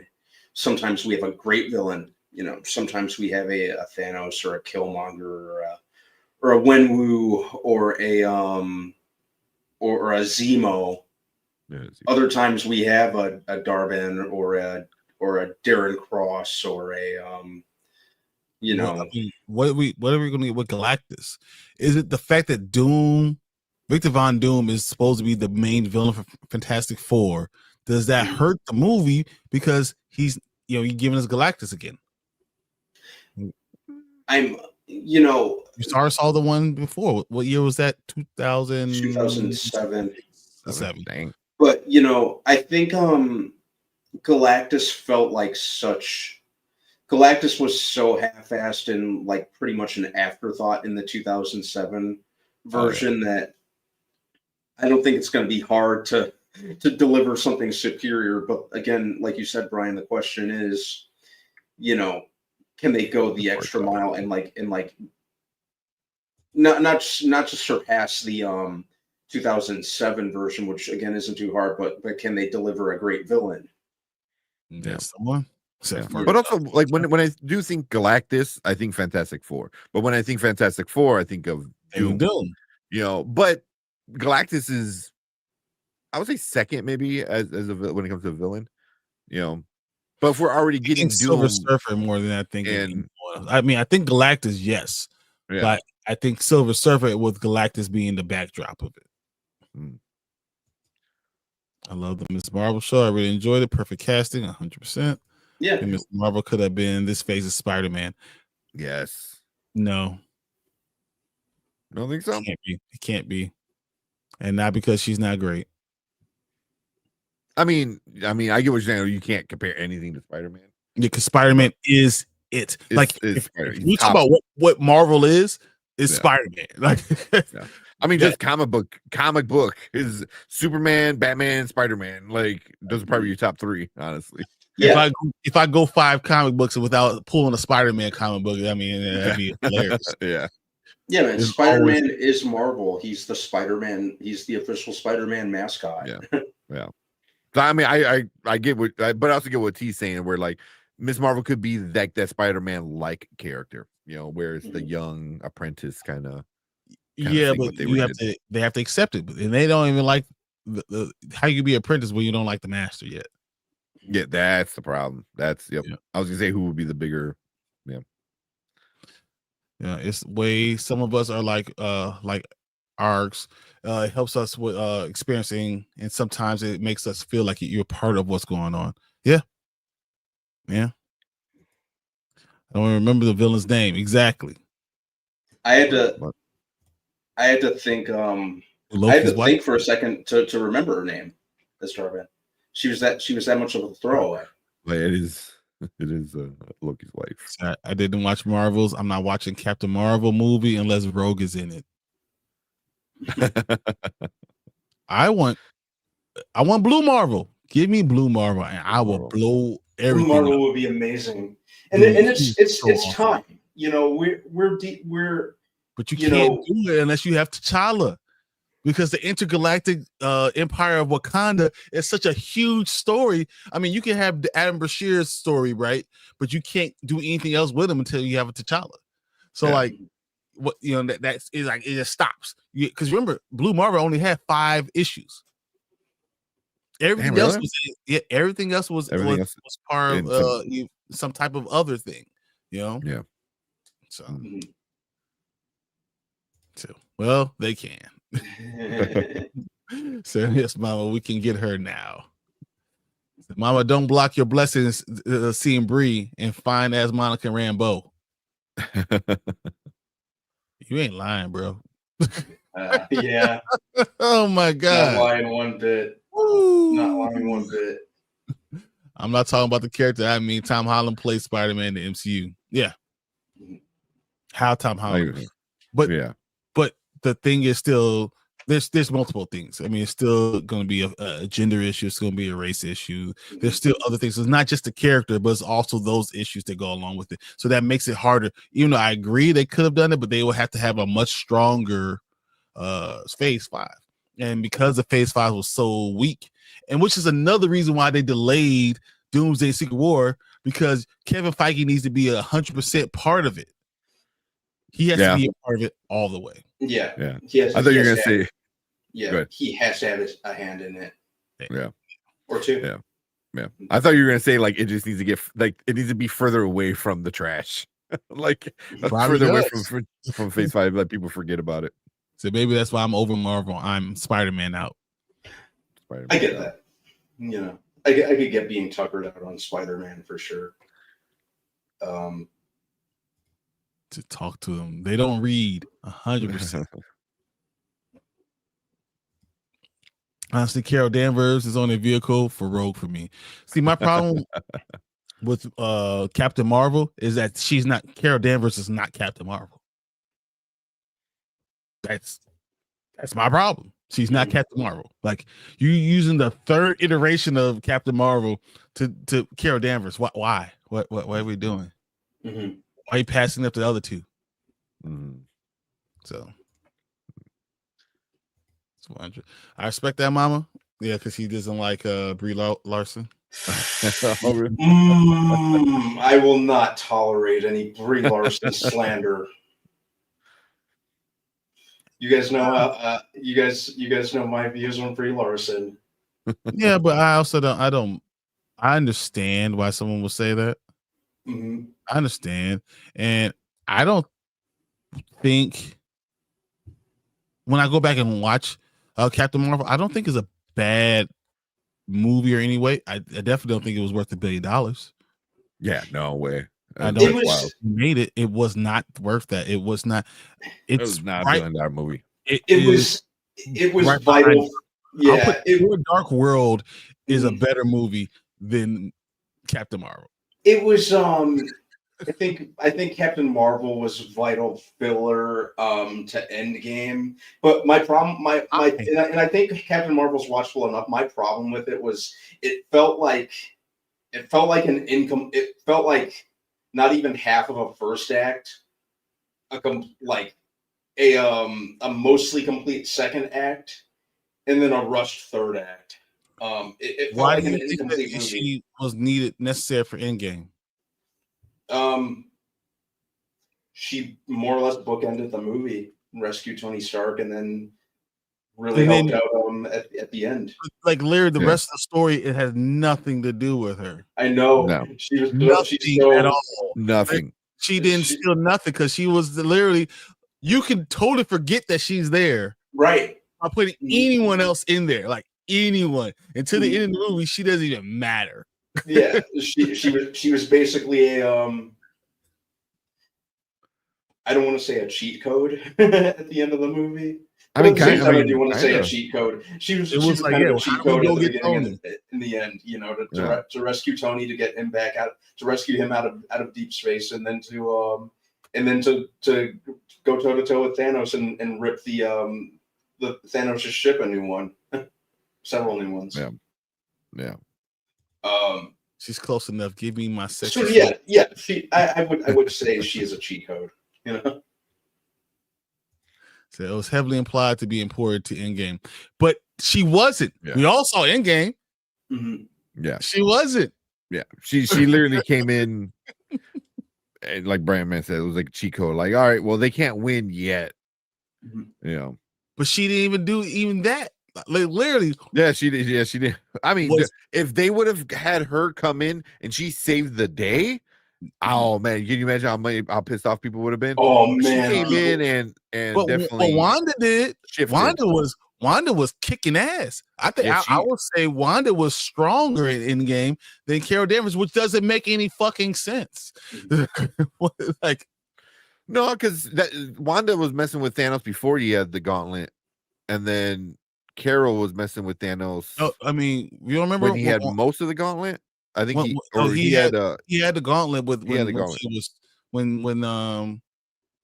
Wanda had it, when she picked up the stuff and she was beating them up, and you know, she was like, I don't even know who you are. And she said, you will. And she's like doing all the stuff, and she's like beating the hell out of Thanos. Yeah, I remember that. I don't think he had the gauntlet yet, right? I don't think he had the gauntlet. No. Yeah. T'Challa had it because he was running with it. Because he was running with it. I mean, you say he didn't have the gauntlet. But even with Carol Danvers, he didn't. He was fighting her with the gauntlet, and then I think he had one of the stones though, right? Because he did something where like so the whole gauntlet was running. Yeah, he had the whole gauntlet complete. He was about to snap with it. Danvers stopped him. She was going toe to toe with him. He headbutted her. It did. Then he grabbed the stone from the gauntlet. Yeah, and then used it on her. Yep. And then literally, that was the end. Yeah, and that was it. There was nothing else for Miss Marvel. Miss Marvel, Captain Marvel. That was it. Yeah, because after that, Tony stole it, and then yeah. I mean, she just came in and delayed the good guys to win. I don't know. I'm just saying, but really, Wanda did a lot more to make him. She was tearing him apart. Remember? Yeah. And they said, "Ring of fire, do it," because she was about to tear him apart, tear him in half. Yeah. So, like I was saying, she didn't just as much. You had to scream for help. So what was the point of having her there? I don't know. Yeah. If you're going to have her in there, use her. Yeah. She was in no parts of the movie. Like in the beginning, in a hologram, and at the end. Like that was it. Yep. So Russo brothers didn't know what to do with her because she was so OP. That's why she had no relevance in the story other than saving Iron Man. Yeah. That's exactly right. Also, man, that feels like a Russo problem. It was like, I don't know what to do with this really strong character. What? So let's depower them or not use them. Yeah. You know, that is kind of scary thinking that they're going to be one of the guys in charge of X-Men. Oh yeah, I'm going to hate what they do with Storm. I can see it coming. Oh God, please! I like Cynthia Erivo. I think she's a great actress. I do not want to hear Storm. I do not want to hear as Storm. God, she's the last. Children of Blood and Bone. Cynthia Erivo was saying was reading the third part. And I heard a little snippet of it, and it sounded so terrible that I had to go back and read it myself. And then she lowered me so much that I can't enjoy the book anymore. I don't. Was it an audiobook or? Yeah, so because I haven't gotten the third book yet. So I was trying to listen to the snippet, and I'm totally against. But I got it now, but it's hard for me to get back into it. I got you. I get what you're saying. It's hard for me to get back into it now. I'm like, I don't know, man. It's not for me. Yeah, I think she's talented, but not that she doesn't possess the type of talent, nor the presence, more importantly, that we need for Storm. Yeah, is that it though? Is that only all of this? Because no, I don't think she's. I think Storm is very elegant and sexy and powerful and regal, but also the attractiveness part. Yeah, you have to be attractive, and I don't think Cynthia Erivo is attractive in that way. Me neither. And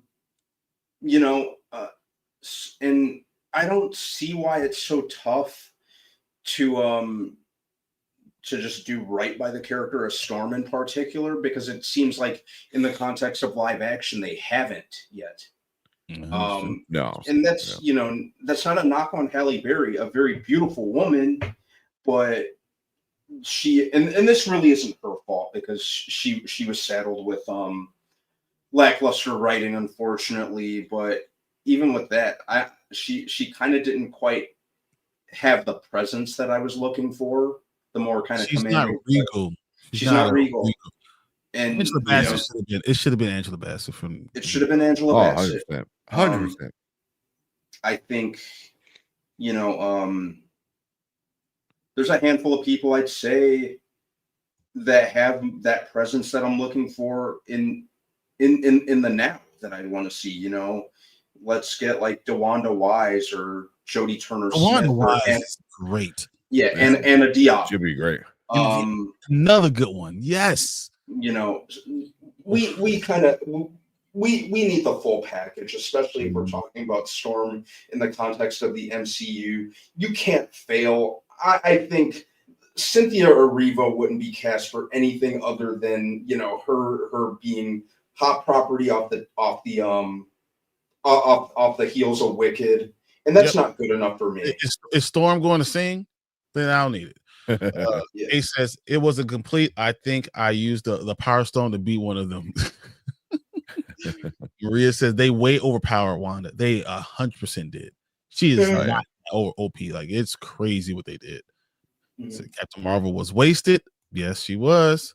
They gave the same excuse for the Hulk. Exactly. Yep, exactly. It's so bad.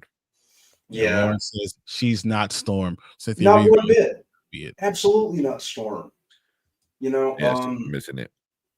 And I think hearing the rumors of her wanting the role of Storm so badly, hearing the rumors that she's been in talks about it, that she's been speaking to Marvel, it just she's no. So I think Marvel should find a talented upcoming actress that's African. I'd be good with that too. I would be okay. Cool. As long as she's beautiful, she has the presence, and feel like you can see her being regal, then I'll be okay with it. But you have to be able to fit all those lines. You have to check all those boxes. Yeah. At least the X-Men Apocalypse Storm had the accent. It doesn't even matter. I barely even remember much about her though. Did you guys? I mean, she was barely in the movie. Yeah. Did you guys hear that? What they have MCU characters replacing the stones in this movie, in the new Doomsday and Secret Wars, how they're doing it? No. There's the comic books are like that, or they're the essence of the stones are in different characters, something like that. They also have like different characters hold the stones, like the physical stones. So that's okay, but it's a little too comic booky if they decide to go that route. So that's why they're saying the Wonder Man was so important. Because he's gonna be another stone. So each one of the main characters will be Infinity Stone. Next, we already got Wanda for the power. Like each one of them will all have a stone. I mean, even think about Adam Warlock. Mm-hmm. We have Wanda, we have Vision. We have Wonder Man, who has a yellow essence. We have Loki. So, like, each one of these characters would be replacing a stone, and still having their essence will still do it. Yeah. I mean, we just need to get away from the stones. I think, like, it had its run. They already told you, like, when they did that, right? There's these paperweights. Yeah, exactly. Like, we already got the joke of post, Endgame with stones. So yeah, we can move on from stones. I mean, in the comic books, they don't. They resurrect it. They become something else, or they become people and shit like that. So what you have in Shang-Chi, and then America Chavez, Loki, America Chavez, Scarlet Witch, Adam Warlock, and Wonder Man. would be the Stones. What Wonder Man would be the soul. So like, bad. who's gonna be the soul? Where it's like, you know, that's why they made him black, because he has soul. I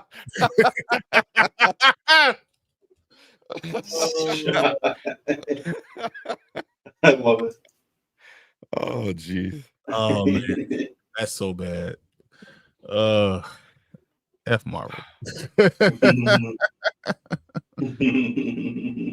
Well, I was thinking is like the soul gem doesn't have a power like that. Like it just holds souls. So it's like the dude who's like is just like a dude with no power.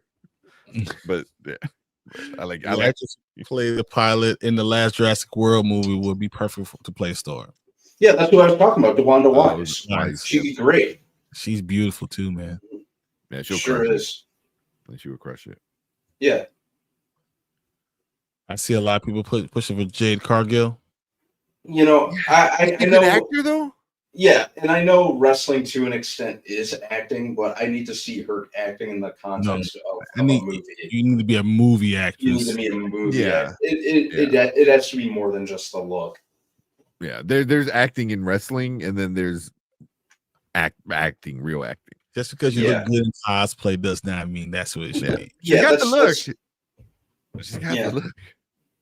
You need some proven acting skills, and we need acting skills that showcase that you have what it takes for this role in particular.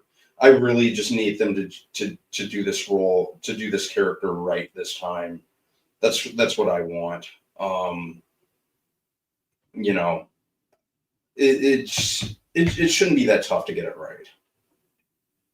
Right. So Adam Warlock was another wasted character. 100% the way they did it, I hated. That's part of the only thing I didn't like about Guardians of the Galaxy 3. How they wasted Adam Warlock. That was They should have used him more. You know, and he's so awesome. They should have used him more. Okay. So they're going to grab characters. Pause. It's an air high five. There you go. Right. Somebody clip that joke.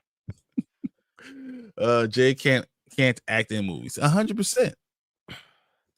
Jay would be dope as the Amazonian if she's not the main character. Sure. Yeah, I can see her put her in the background. Yeah, you know, I'll be cool with that. You know, like, let her build acting. If she wants to do this and become an actor, you know, like you gotta do stuff like that. You gotta start off like maybe in the background, maybe saying one thing, you know. But I wouldn't mind. Who's it? Wise. DeWanda Wise. Yeah, I think she's my favorite one because she's fairly young, right? Mm-hmm. Yeah, so she could do it for a while, and she's a good actress. And she's fine. Yes, she is. She is. That's all I care about. Hey, you're gonna be Storm. You better be attractive as hell. Cool. Like she should walk. When you float around, you gotta be like. She's 40. I thought she was a little younger than that. I thought she was, that's still a good age for Storm. Yeah. I think. Not horrible. Because you know, she had to be able to be. She's black, so 40 and black means she's 30. Yeah.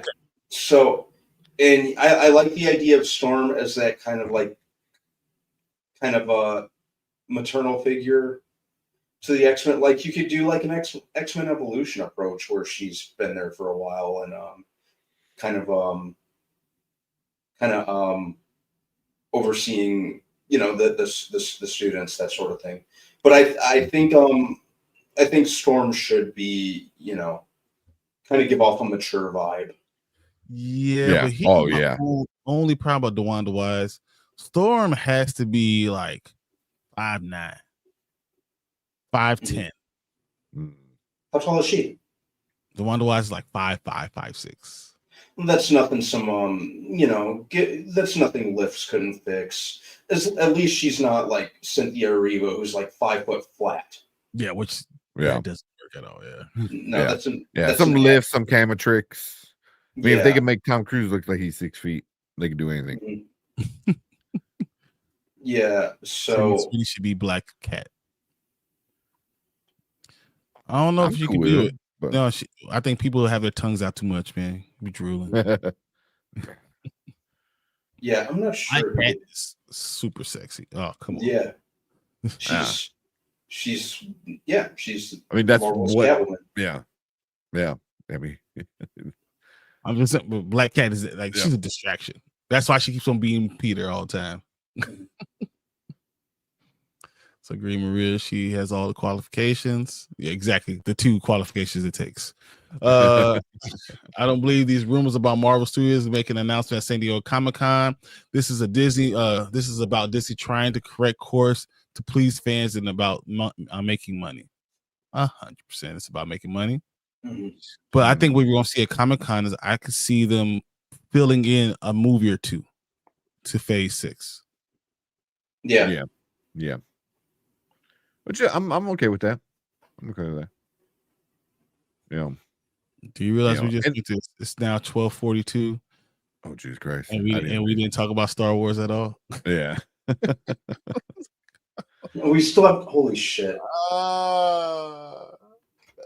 That's why I was trying to do this MCU earlier. Yeah. Well, it would just keep going on. That's try to save the MCU for the end because this should be about making money. Yeah. But you make money by making people happy. You know what I mean? So you make people happy by making quality, good content. You know, so they got to figure out where that disconnect is at. Bring back T'Challa. This is when they lost it. Yeah. They're RDJ. RDJ making like the Tuskers. And he's 5'8", so yeah, I guess that works. Yeah. Well, that's what I was saying. Tom Cruise they made him look like he was 6 foot because he would be next to who's that? Vig Rames, who's Ving like Rhames. I think he's like 6. Ving Rhames, yeah. I think he's, so and him and Tom Cruise don't look that much different when they're on screen. So that's because Ving Rhames is always sitting down. That's probably you're not wrong because every time I think about him in that movie, he's usually sitting down. TBH, Star Wars is done. To be honest, yeah, Star Wars is done. Oh man, we're trying to wait. We should have done. It's too late to Star Wars. Yeah. No, because we gotta at least give Andor a little bit of time. I don't know. Maybe we'll record it offline. Because I want to talk about Andor, and I wanted to talk about what was that name? Underworld, yeah. As of the Underworld. Yeah. I want to talk about it. But man. I mean, it's literally almost 1 o'clock in the morning. Yeah, no, it's not gonna happen. I knew the Marvel stuff was gonna take a while because we always get, because we like Marvel that much, and we spent about an hour on Marvel. So it's been 45 minutes. Normal. It's been about 45 minutes, yeah. But it was already midnight when we started on Marvel. Yeah, that was the issue. Yeah, but we also started super late. Yeah, because of me. So started like at least that late, but. Yeah, we'll talk Marvel. Maybe we'll talk Star Wars offline. Just put it out as just a video. We gotta do something because we can't keep on not talking about Star Wars. Yeah, well, we got finished. I mean, our last discussion with Andor got like pretty good views. So. Talk about the finale for sure. Maria says Andor is the best written Star Wars since The Empire Strikes Back. Thank you. Okay. I agree. So what does that even mean? What does that even mean? It's crazy. I still can't believe it. Just how much Star Wars 1 wasn't well written. Rogue One? No, it's the first Star Wars Episode 4. I hate saying Episode 4, but wasn't well written. It was okay. But she said since Empire Strikes Back. Yeah, but my point was that even at the beginning, the first ever Star Wars wasn't this masterpiece of writing. Oh, yeah. You know what I'm saying? Most of Star Wars is not this masterpiece of writing. Yeah, it's super silly. I wouldn't say silly, but it's very super sci-fi. You know, yeah. But I understand now why everyone loves some people love Andor. I understand grown up Star Wars. I just don't. Yeah, it doesn't hit for me. Why? Yeah. I mean, some of the best acting, sure. Some of the best written, sure. Some of the best actors and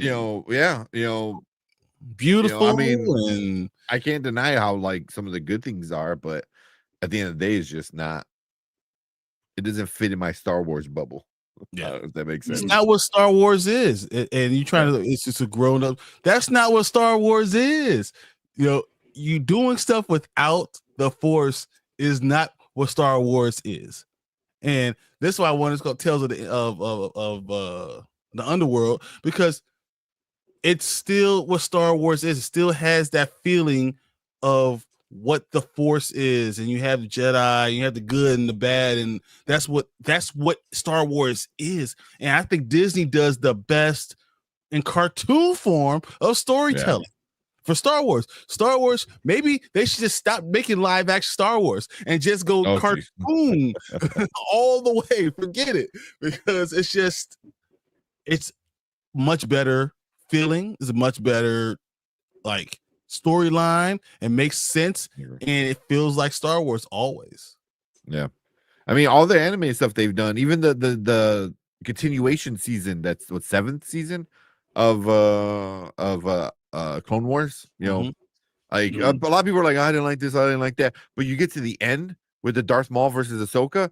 That's amazing. That was some of the best Star Wars like ever. And that right there, Darth Maul versus Ahsoka. Yeah. I mean, it was so awesome, so but even all the tales of super great, all the visions super great. I heard they're doing a spin-off show of, was it the samurai, the samurai visions one? You said that. So I heard that. I've always wanted a Star Wars What If. Always wanted a Star Wars What. Yeah. And make it animated and make it awesome. Exactly. Deuce, what's up?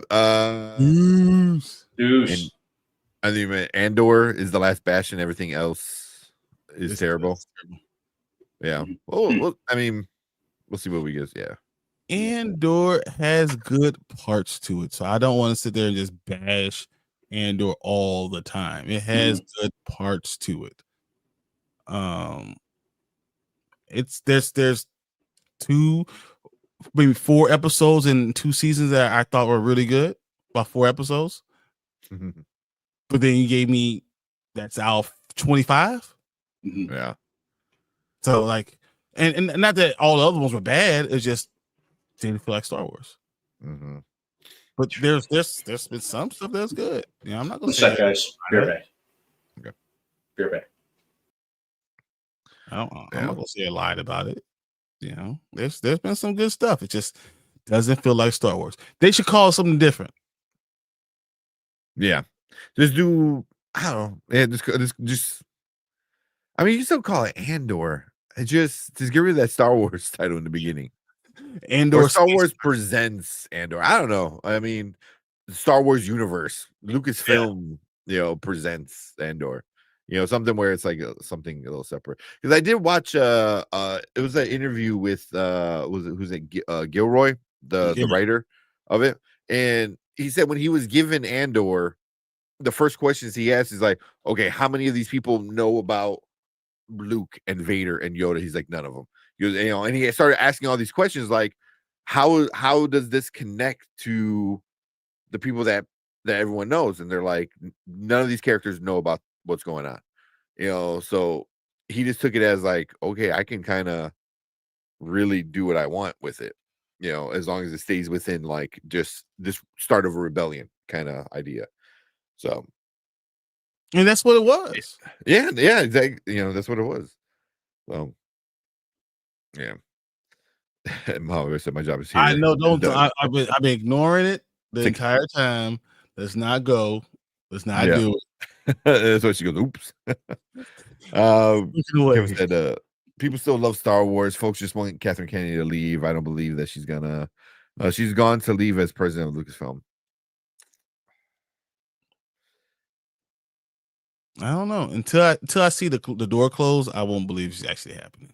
Yeah, I mean, there's other rumors. I don't think she goes anywhere anytime soon. You know, which just means Filoni needs to like really step it up as the CCO, Chief Creative Officer. Mm-hmm. You know, so he needs to like. So, but what you're saying is, So you're telling me there's a chance? Pretty much.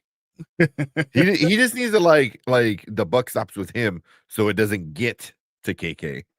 You know, like no, she doesn't even get a chance to look at it. So keep in mind we're looking at the ladies.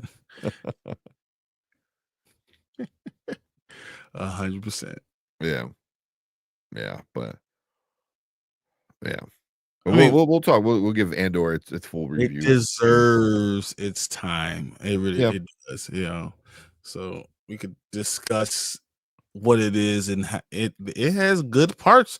But if it said Star Wars presents Andor, I think, or if you said Andor, a Star Wars story, I would very much like Rogue One. I would not be sitting here hating on it. If it said Andor, a Star Wars story, I would not be hating on it. I agree. Mm-hmm. Yeah, I did see it. Oh, He did. Where is that? I want a live action Afro Samurai. Yo, that would be freaking dope. That would be so awesome. That would be awesome. Because Afro Samurai was so great. Oh yeah, the Cartoon Network, Adult Swim. Like if they did like a literal like translation of that to screen, that would be freaking amazing. Yeah. Like you know, but the fight choreography would have to be on point. The fight choreography and the way that it's shot would have to be on point. No shaky cam crap like no. You really have to go all in when it comes to that sort of thing. But like done correctly, it could be absolutely incredible. Yeah, I like that. I like that a lot. He's looking for it. I mean, the closest thing you got right now is RZA in Nobody, because in the trailer looks like he pulls out his samurai sword. So maybe that might spark a conversation. Nice. Steelbook. The Steelbook. Yeah, nice.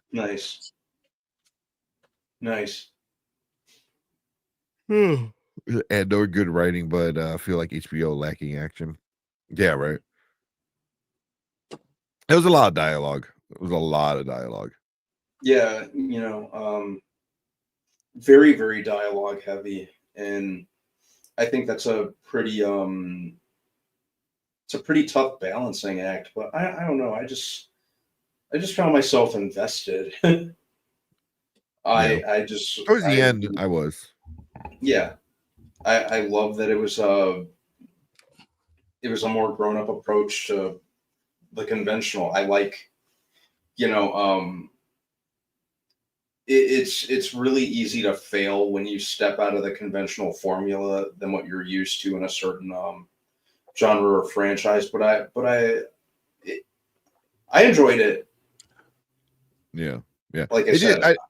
It took the idea of the rebellion and it was like, cool, you saw that side of the rebellion in the movies where it's like, oh, the good guys fighting for the you know, the good guys, and we have to take down the evil big giant.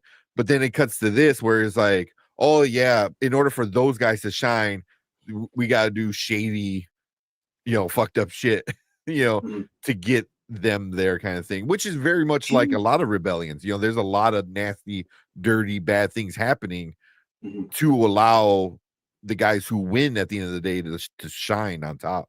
Even more. I mean, Luke was in, you know, the rebellion for 3 days, and he gets a medal. Like he was literally in it for 3 days. It was not like this. Luke is like, oh, you deserve this. Hans is a damn pirate. Like There's other people that gave their entire lives for this rebellion, and you're talking about you get this reward, dude. Come on. So I understand, but that's also real life though too. The people do the dirty work, and they're the Andor, they're the Andor, or they're the Lufin of the story.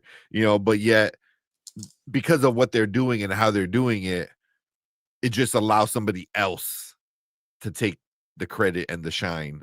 Did you think Binks was going to be anyone in any of the sequels? No. Like her son was going to be what was the thing that they said that he would be oh my god, what's his name? Oscar Isaac's character. Poe Dameron. Yeah, Poe Dameron. And that was going to be the connection that Binks was his mother. I don't think so, because they already timeline, but but they already told that story in comic book form, and where Poe grew up and stuff like that, So you're saying comic books should be the end all be all, right? I like it. Yeah. I guess you could retcon it, so it's like, oh well, he was there, and that's not really his dad. It's it's step just, you think, he thinks it's his dad, but yeah, it's whatever about it. Said Luke was strong with the Force. That's why. The Force was like, no, you got to be the golden boy, not Andor, not Cassian. Cassian, yeah, no, the guy. Han was the Uber driver and got the medal. Yeah, pretty much. Yeah, he was next to Luke. That's all. You know what I mean? Like he was next to Luke, and Luke got the lucky shot, and it was like, you guys are the best. I mean, even Chewie was like, oh, why am I here? That's what he said. Well, that's funny. Yeah, that's Star Wars. Yeah, well, oh man, shit. We'll get into it though. We'll talk about it. But I think we're done for the night. I'm falling asleep now. But yeah, shout out to Deuce for the super chats. Thank you so much. Like I said, man, make sure you email us your address. Whether it be a work address, home address, whatever. Man, we'll send you your prizes. Give us like a roundabout. Yeah. You were next door neighbors. I don't care what. Next door neighbors. But Deuce, we always appreciate you, and we appreciate everyone else coming in, always hanging out with us. Mama Bear being the mod, and everyone else coming in, hanging out with us. And congrats to everyone who won already. So I think most of you guys said you got your gift already, your prize. Yeah, no, Anzo did. So, and B Price, his mom got it there. Yeah, so. I know Ace said they did. So, but yeah, but appreciate it. Yeah, we'll do more giveaways for sure. Yeah, when let's be making these t-shirts, I'm gonna start like getting some t-shirts directly for some of you guys. Yeah, that'd be nice. So we can hand them out and get those out. So yeah. Do y'all think the Mandalorian movie is gonna be good? Yes. I hope. Yeah. I hope so. Not just good. I think it's gonna make a lot of money. Oh, it'll make a ton. But I hope it's good. I hope it's If it's bad, will you be worried about Filoni then? Yeah. If it's bad, would you worry then? Yeah, because I think I would. A little bit, yeah. This is Favreau and Filoni. It's like they can't make a good story. That we should just stop now. Well, Filoni, he's still a little new to live action and a movie. It might be his first movie he's ever worked on. But that's why you have Favreau. Yeah, but you got Favreau there to kind of so if they can't do it, then you should just say, know what?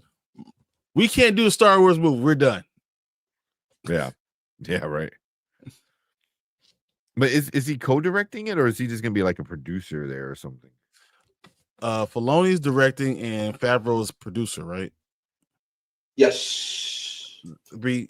No, wait. Isn't Favreau directing? Favreau's directing, right? Favreau's he is directing. Yeah. Favreau's directing. and Filoni. Yeah, on IMDb, I don't know if it's true. They have Favreau, Filoni, and George Lucas as writers. I don't know if that's true. That's just probably giving George Lucas his whatever His writing credit, just Yeah. always because based on characters created by technically. And Filoni loves it, so probably goes to his house and say, "Hey, what do you think about this, Dad and me, George?"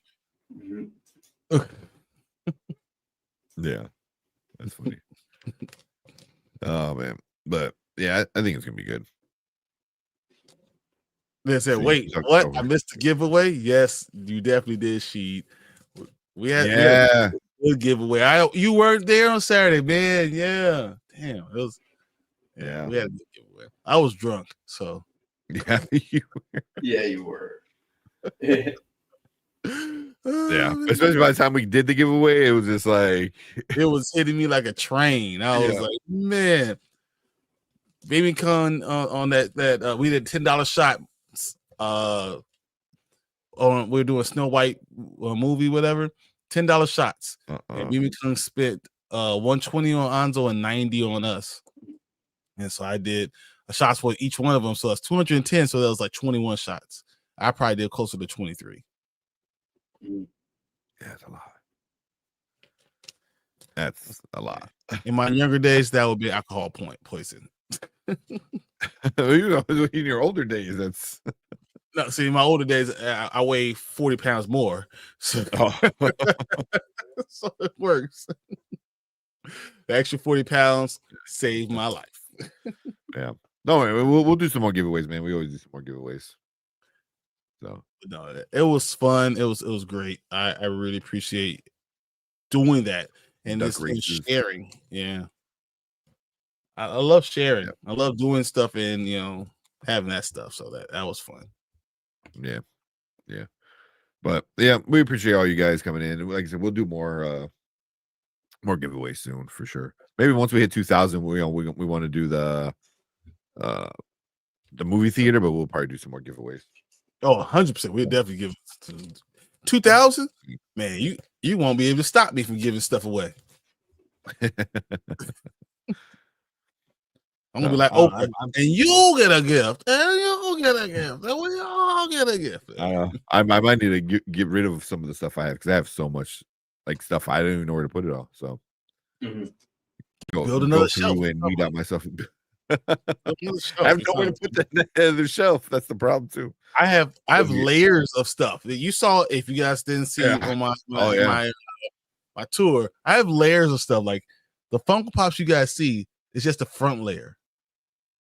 There's a back layer to it. Wow.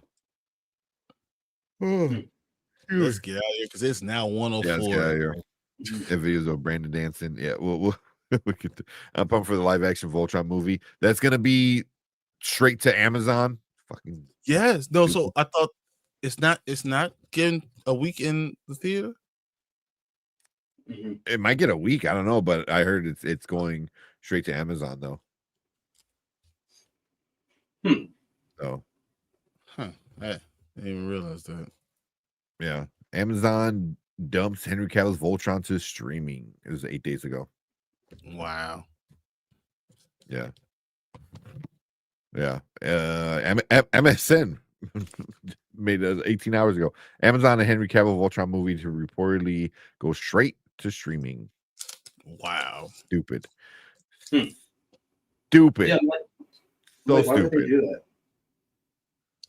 So stupid. Doing an extraction to it. Gotcha. Yep. But all right, let's get out of here. We will see you guys on Saturday. We'll talk about the Lilo and Stitch. We'll talk about Mission Impossible. We'll review those, and maybe we'll do Andor. We'll see how the night goes. But hopefully we get to Andor. Yeah, come on. Yeah. If not, maybe tomorrow night. If you guys ain't doing nothing, do do some Andor. We'll see. We still haven't watched the new Rock move trailer with the UFC fighter. I don't the think we've seen Smashing that. Machine. Yeah, the Smashing Machine. So I want to see that. Yeah, I saw the trailer. It looked good. let's do that one on our next show. Yeah. Sounds like fun to me. But cool. Let's get out of here. We appreciate all you guys. We will see you guys on Saturday. Later. See you guys. Peace. Don't forget to like and subscribe. We out here.